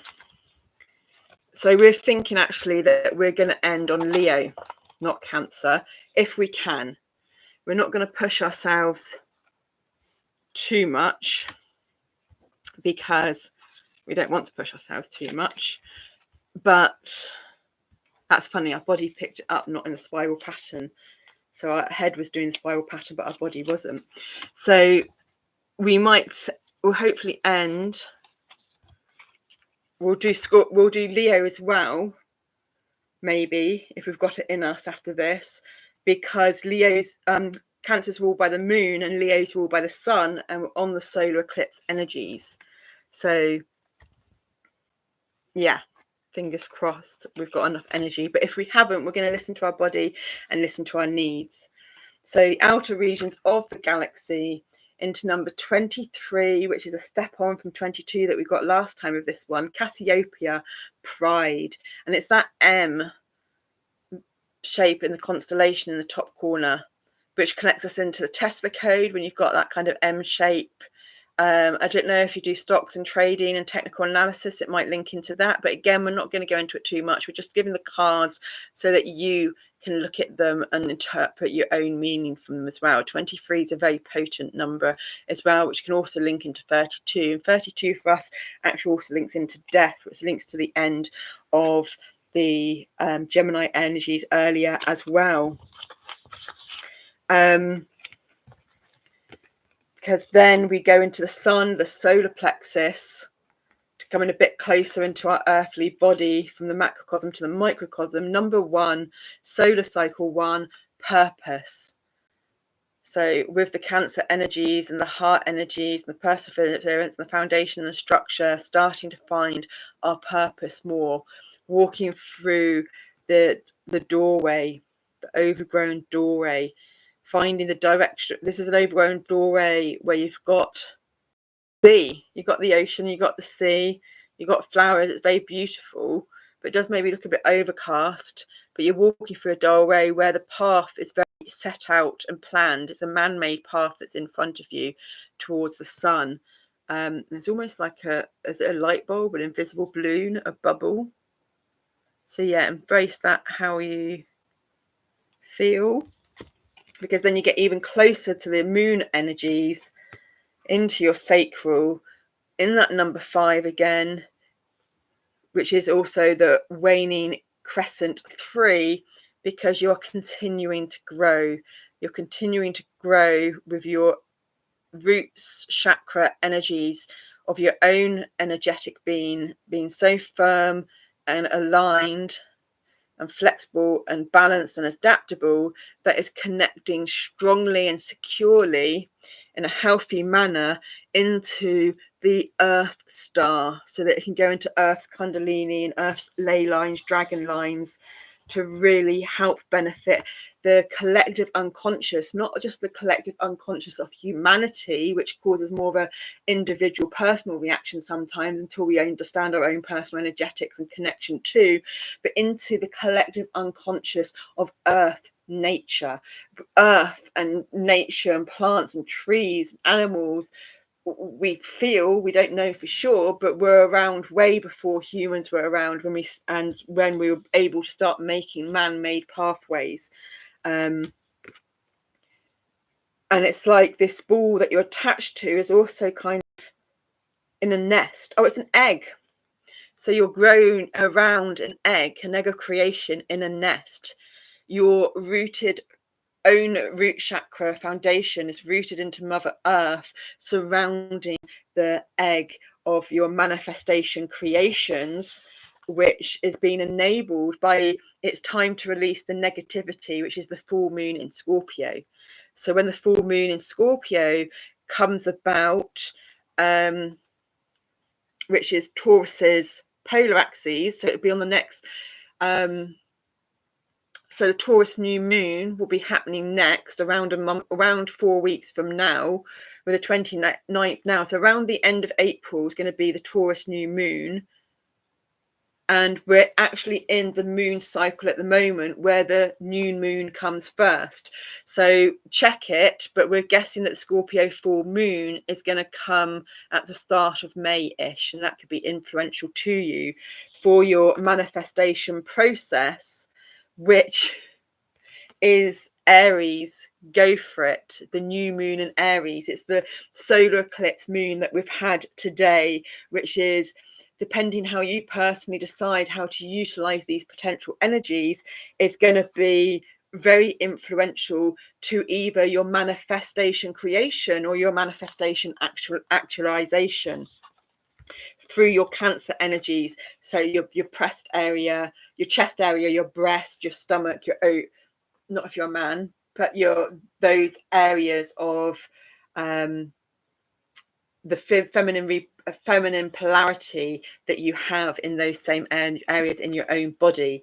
And the message of guidance for this is moon circles and support. But remember, again, if we're talking about being your own knight in shining armor, your own rescuer, your own mother, your own father, you are supporting humanity through the best gift ever by knowing that we live in amazing bodies and we can support and heal and help ourselves. And that's the best gift that we can then give to anyone through the constructive feedback loop of information in and out through the electrochemical energies and the electromagnetic energies. So moons, how are the moon circle? No, we're letting you do it. We're going too in depth again. We're not meant to be going in depth because we're keeping it. So the white choice, whether you, depending how deep you dive, the more surface dive of self-inquiry question. is a conscious card, browns and oranges. Who brings out the best in you? Who brings out the best in you, and how do they achieve this? And again, if you're like us, you can adapt the question so that it doesn't involve any other people. And it could be what brings out the best in you if it's just you. For instance, Zendaya brings out the best in us. Eating certain foods brings out the best in us. How do they achieve it? Zendaya, plants, healthy plants, and plants bring out the best in us. How do they achieve it? They achieve it by just being themselves. Plants and animals are just unconditional in themselves. How do certain foods achieve it? Because it's eating a certain food at a certain time of our actual cycle. So remember, you can adapt certain things and certain questions. So, but if you want it to apply to someone else, you can. We personally just feel that we're talking about the autonomous and the self-individuation process, which can be hugely important. But it may be that you're just diving and dancing into that process, and so therefore it's still easier to utilize someone else. And when you do utilize someone else, you could then dive into the question more and go, okay, what is it they do about this? Because at the end of the day, everyone and everything can be just a reflection of ourselves. And so the person that you think of in that moment, what is it about them that you like? Well, we've got to say like or dislike because it applies to both, but we're talking about bringing out the best in you. So what is it you like about them? And then know that you wouldn't be able to recognize that quality if you didn't have it into yourself. And then you can learn how to access that in yourself. So you've got two, if you choose to do a really deep dive, and you've got a pre-subconscious and a subconscious. So the pre-subconscious is more of your yellow energies with a dash of orange. How does that ink blot speak to you? Do you share the same worldviews as someone else in your family? Do you share the same worldviews as someone else in your family? In what way are they similar? In what way are they similar? And then another one, going much more into the red energies. How does that make you feel? What do you see in that? Working through the color code visualization. What is something you wished people acknowledged about you? What is something you wished people acknowledged about you? And again, you can turn it around to yourself. So what do you wish they acknowledged about you? And that's saying, well, please, can you start acknowledging that about yourself? Because there's aspects of you that wants to acknowledge that about yourself. And that's one of the most empowering gifts. And so the card, Moon Magic, final card closing, please, for beautiful Cancer Collective. You're getting double Cancer. Cancer is about double energies. Double energies can only be related to Gemini. Gemini is your blind spot. It is double energies in the subconscious. It was the subconscious and the pre-subconscious. So Gemini energies there may be something around Gemini energies that link into your pre-subconscious and your subconscious that may help you with whatever these two are again. Again, even if doubling energies, we've had one singular person on card before. This one's got two people in. We need to invest in a camera, but we don't. This is where we are at the moment. It's how it is. I choose to nourish myself and enrich my life. Waxing crescent fives. There's lots of those five energies again. Waxing crescent five. I choose to nourish myself and enrich my life. So it's very much about that self-empowerment again, and not about the other, unless the other is just a tool because that's a familiar process to access what it is you like or dislike about them, to then turn it around on yourself and gain more information on yourself that you couldn't necessarily see to start with until you gain this new understanding. And look at that. It's like, it almost looks like a partial solar eclipse, or actually, I think that's a lunar eclipse. So it relates back to the energies we've just had over a solar eclipse, to the Virgo full moon eclipse a couple of weeks ago. I think it was the 14th. I see the gateway is open and the pathway is clear.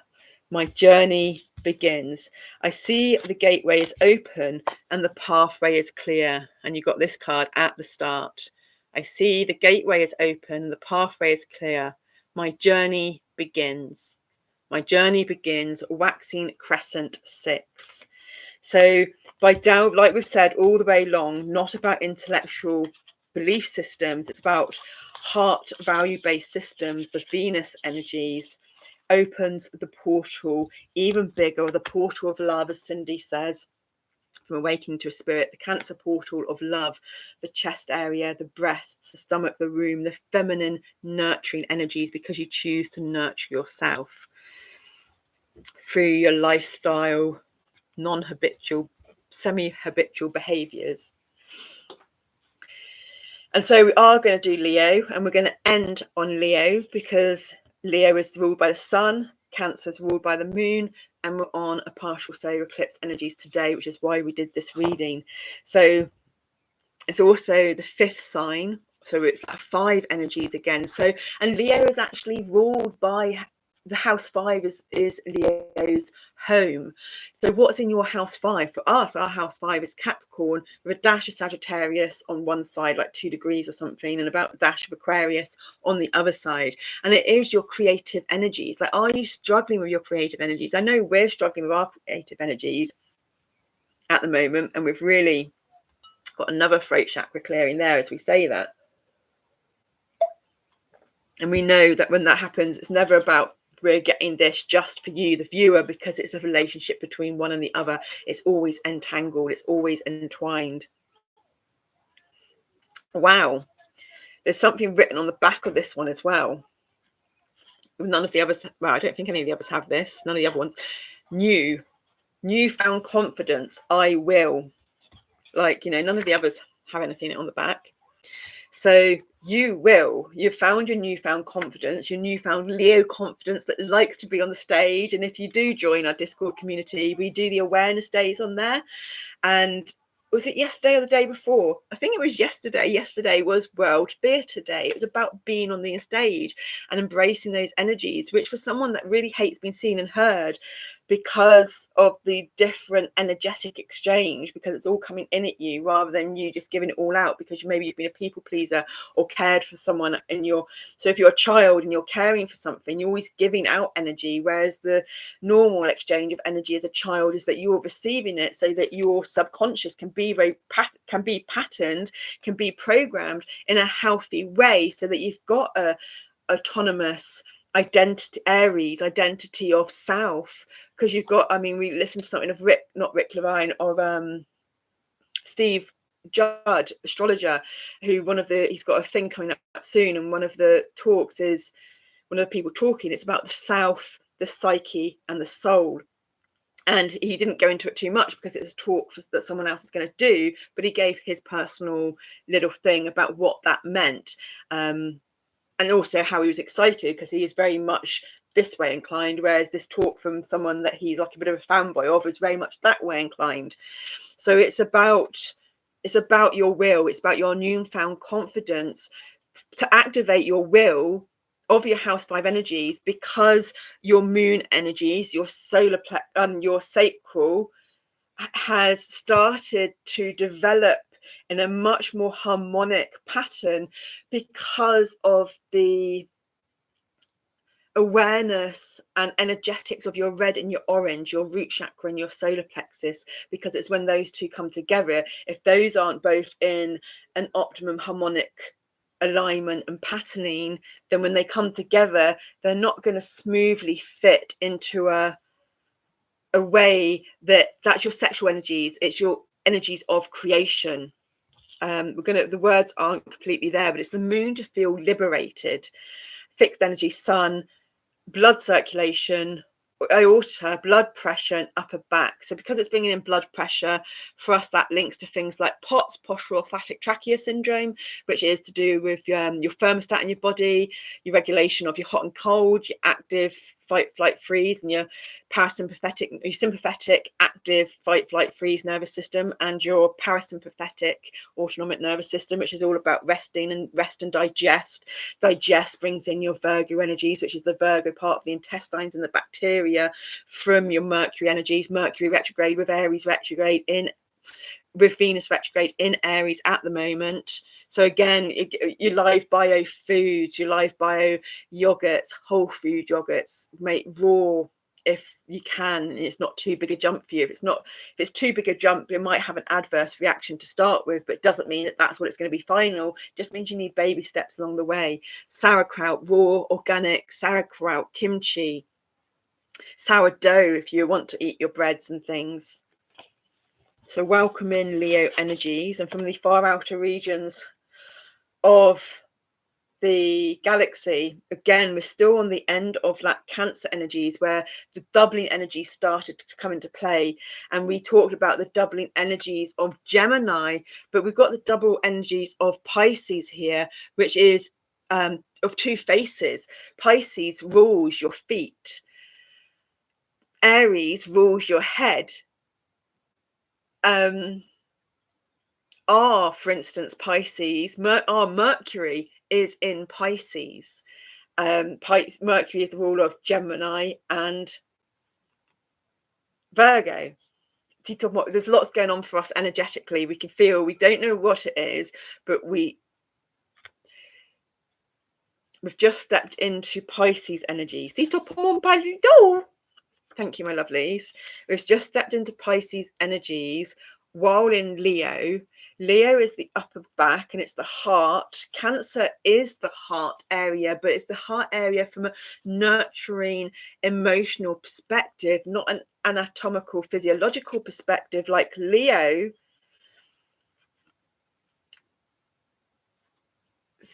So it's electrochemical, electromagnetic. Electromagnetic, okay. But it's the blood circulation and the blood pressure and in the heart. Now that's blood circulation. I thought we connected that to the electrochemical. So we're in it. We're going all over the place at the moment. We're having a shift. You may be having a shift when you go through these energies in a moment.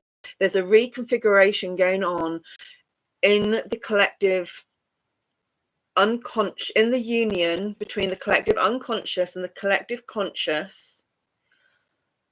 Wrist is going funny. It's our right wrist. 3. It's tone 4. Tone 4. We're in tone 5 today. Tone 4 was yesterday. We don't know what animal that goes to. We're getting very lost. We're going all over the place. We're getting erratic. Pisces is fluid. Pisces is house 12. Pisces is the subconscious. When you dive into the subconscious more, it is a vast ocean. It's a vast electric ocean. Actually, no, we can just let him come in. The kitten energies might help defuse the situation that's going on as we've embraced. It's Pisces at the feet, but it's also our mind. It's the mind from a collective conscious perspective of society as in the intellectual mind, but for us the mind develops from the individual mind of the bacteria to the bacterial community, to the cell, to the cellular community. This is why it was important to go on to Leo to do this with the house 5. 5 is the creative house. 5 is the number of change, which brings freedom from the always constantly vibrating atom. We talked about free radicals, not enough free radicals or too much free radicals, but also the health of the cellular membrane. What's in the background? The faces are sleeping and constellation are on the faces. One of the constellations goes from the left eye. There was left eye in that other moon magic card at the end, which belonged to Gemini, which was the eye and the moon.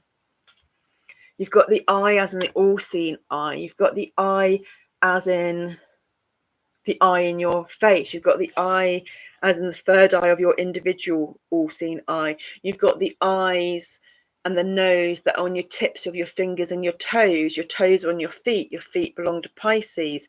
It's going around the left eye, down the nose, which is your heart, down the central of your lip here. We talked about the sensation and what went on with our middle teeth.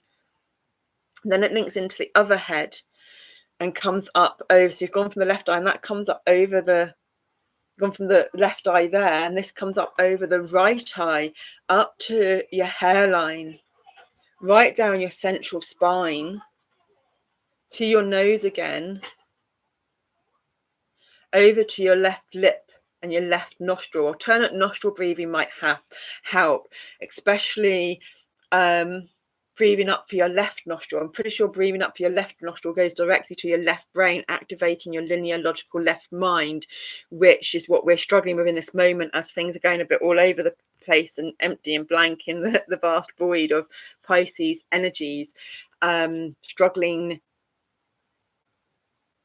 feeling like we're struggling to make a bond from one perspective, but from the opposite perspective, just feeling like the bond's there. And like we keep saying, you don't need the words for it. It's not about intellectually understanding, it's about in the body awareness understanding. So therefore we're going to stop in the words. It's 12 again because it's Pisces and it's the 12th house. See what transpires in the next cards that come along. It's the feet though. It's the feet, connection of the feet up to the Leo's heart. Are we now in these Leo energies, are we talking about the outer heart? Are we talking about the inner heart? Are we talking about outer feet? Are we talking about the inner feet? Are we going from the inner feet to the outer heart? Are we going from the inner feet to the inner heart? Are we going from the outer feet to the inner heart? Or are we going from the outer feet to the outer heart? And what's coming to it's all of it! All of it and none of it. So we're going to leave it there. And go to the sun energies, which is what the Queen of the Sun Oracle, out from the vast expanse of the galaxy, and the Pisces energies of bonding, and the out of the outer skirts of the galaxy that we got to from diving so deep inwards. Coming back then into the sun, because we've gone so deep inwards, it took us outwards. We went in so deep inwards, it imploded so deep that it exploded then outwards from the inside out. Now we're gathering it back in again from the outside, weaving with Parvata 22 again. That's the 4 numbers. It's the 22. It's the intuition, the wheel, the circular motion, the linear system thinking to the circular system thinking. And we said we weren't going to dive in too deep with explanations of the cards, and that the moments would come. And so we're not meant to make those connections yet, because we're connecting into the Leo energies of this in this moment. But this is the Leo energies from July, August, isn't it?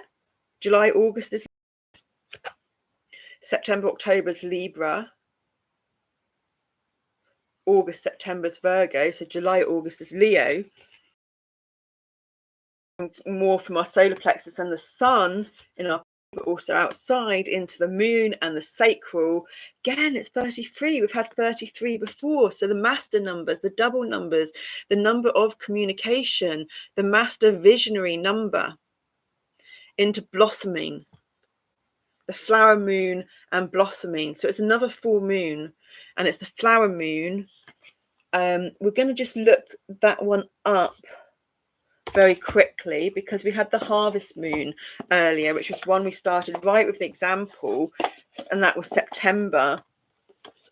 So which could have been the Aries full moon or the Pisces full moon, because they both come in September depending on the moon cycle. And this flowering moon is Scorpio. No, it's not necessarily Scorpio. One of them's Scorpio. It's May. So May holds our linear logics completely going. Bear with us a second. Aries is March, April. Taurus is April, May. So it's Taurus or Gemini, but it's the moon, so it's their opposite. So it's Scorpio or Sagittarius. So the Scorpio or Sagittarius full moon is the blossoming moon. So we've got our, depending which cycle, which one it is this year, You've got either got your Sagittarius energies, the 1441, moderation, self-discipline with your thighs, hips, liver, sacrum, or you've got your Scorpio energies, your pelvis area, your internal reproductive organs.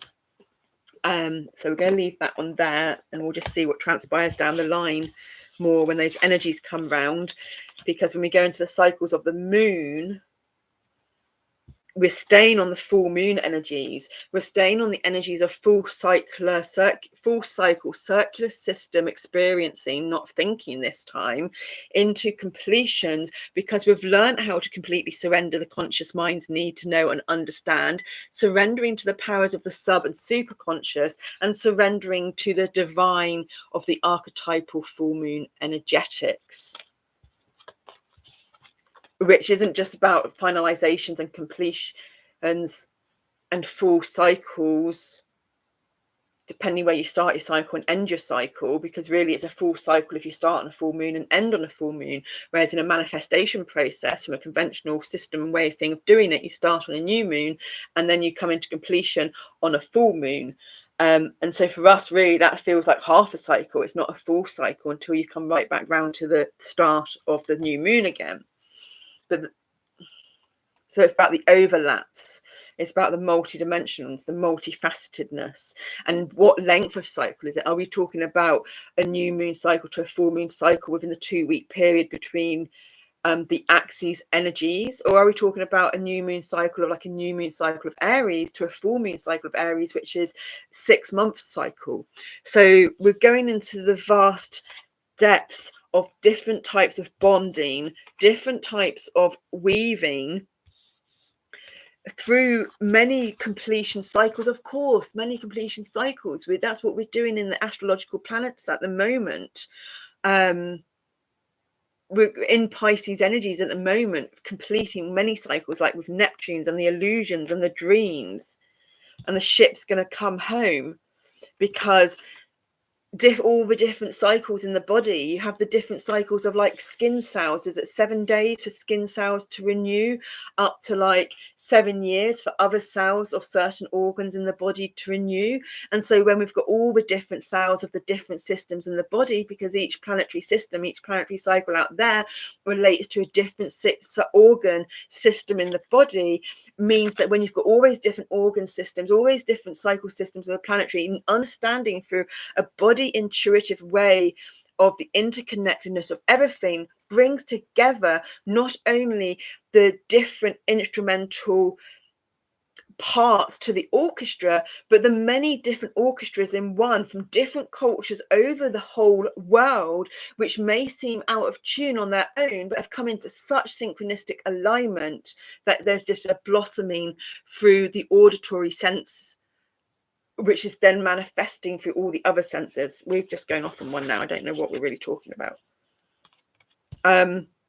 Because then it brings you into the manifestation card of the last quarter moon in Taurus. So we've got last quarter moon again, and it's be proud of yourself.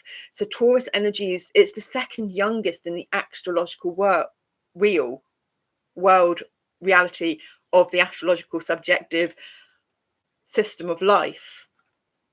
And so you can be proud of yourself because you started finding your own system, which may consist of many other systems that do come from all over the globe. But that's what brings in a unification of the many archetypal selves and facets that makes up you as an individual, because you understand you're a host body for much more than the Aries I am a singular self. And then the message to go with that is the day moon, because you've woken up finally on a collective level, a co-conscious collective level, to understanding your unique languages of love, your unique languages of will, your unique language of communication and expression, into the day moon of love that's deeply connected from those was it Gemini energies that have really, your root chakra has gone down into your soul, into your earth star chakra through the mycelium network, and the Kundalini, individual Kundalini energy of yourself has aligned and synced and harmonized with Earth's Kundalini energies as a whole. And so it's not about as in a relationship between two humans, a better to coming to make one whole. It's about going into the qualities of the periodic table of the 6 elements that come under the noble gases, whereas all the other elements on the periodic table need another element to stabilize it because they all wobble. But with the noble gases, they don't wobble. They don't need another element to stabilize it. You do not need another part, another thing, anything external of you to stabilize you.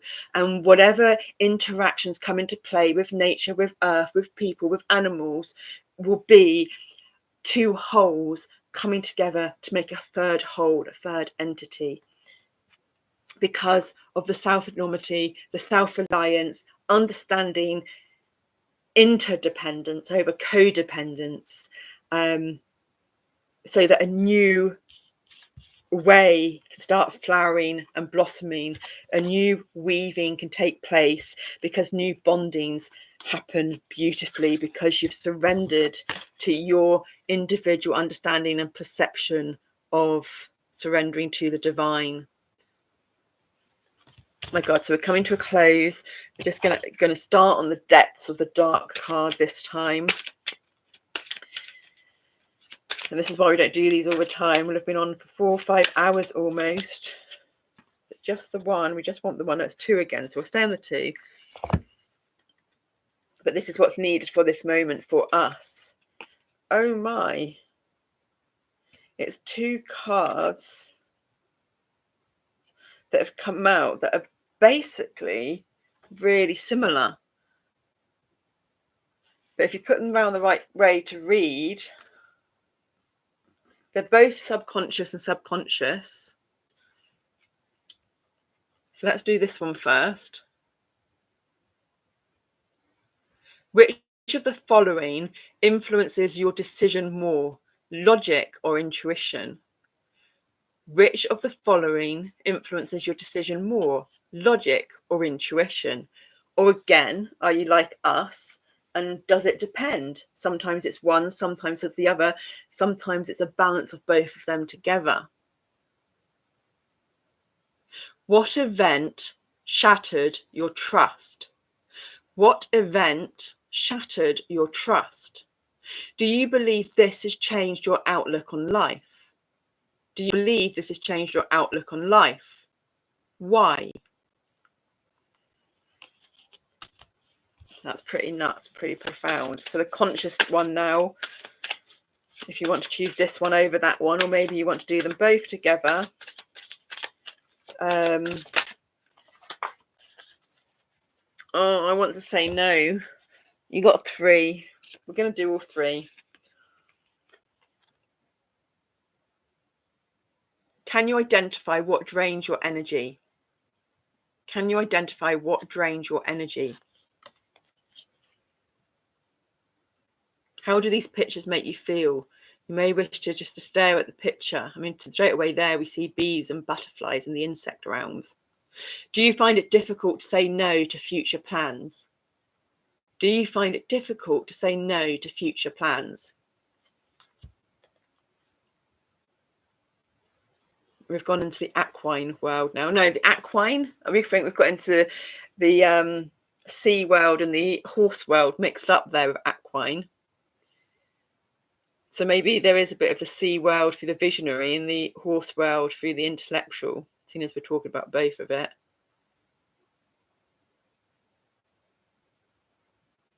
Can you describe what a panic or anxiety attack feels like?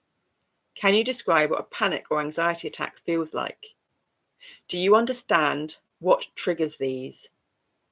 Do you understand what triggers these? And then the final one for you, Leo,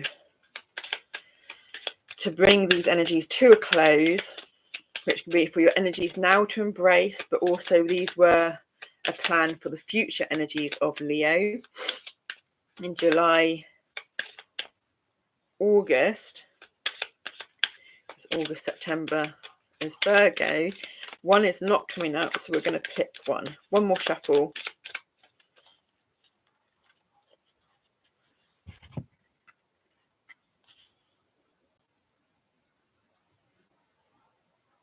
Life is conspiring for me.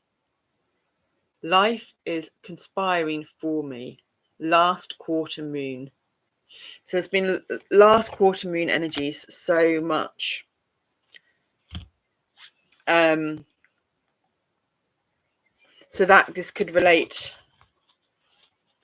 The last quarter moon energies are an influential time for you. So thank you. That is us. The other energies, like we said before, we'll come back to them in whatever modality we come back to them. It may that we come in and look at them afresh first for the new time. But this is all we're meant to do for now. We were very much in the creative healing energies, and a concept of linear logical time didn't really come into play, but there's been quite a profound healing and everything that's gone on there. So namaste. Thank you for embracing, and we hope these have been of service to you somehow.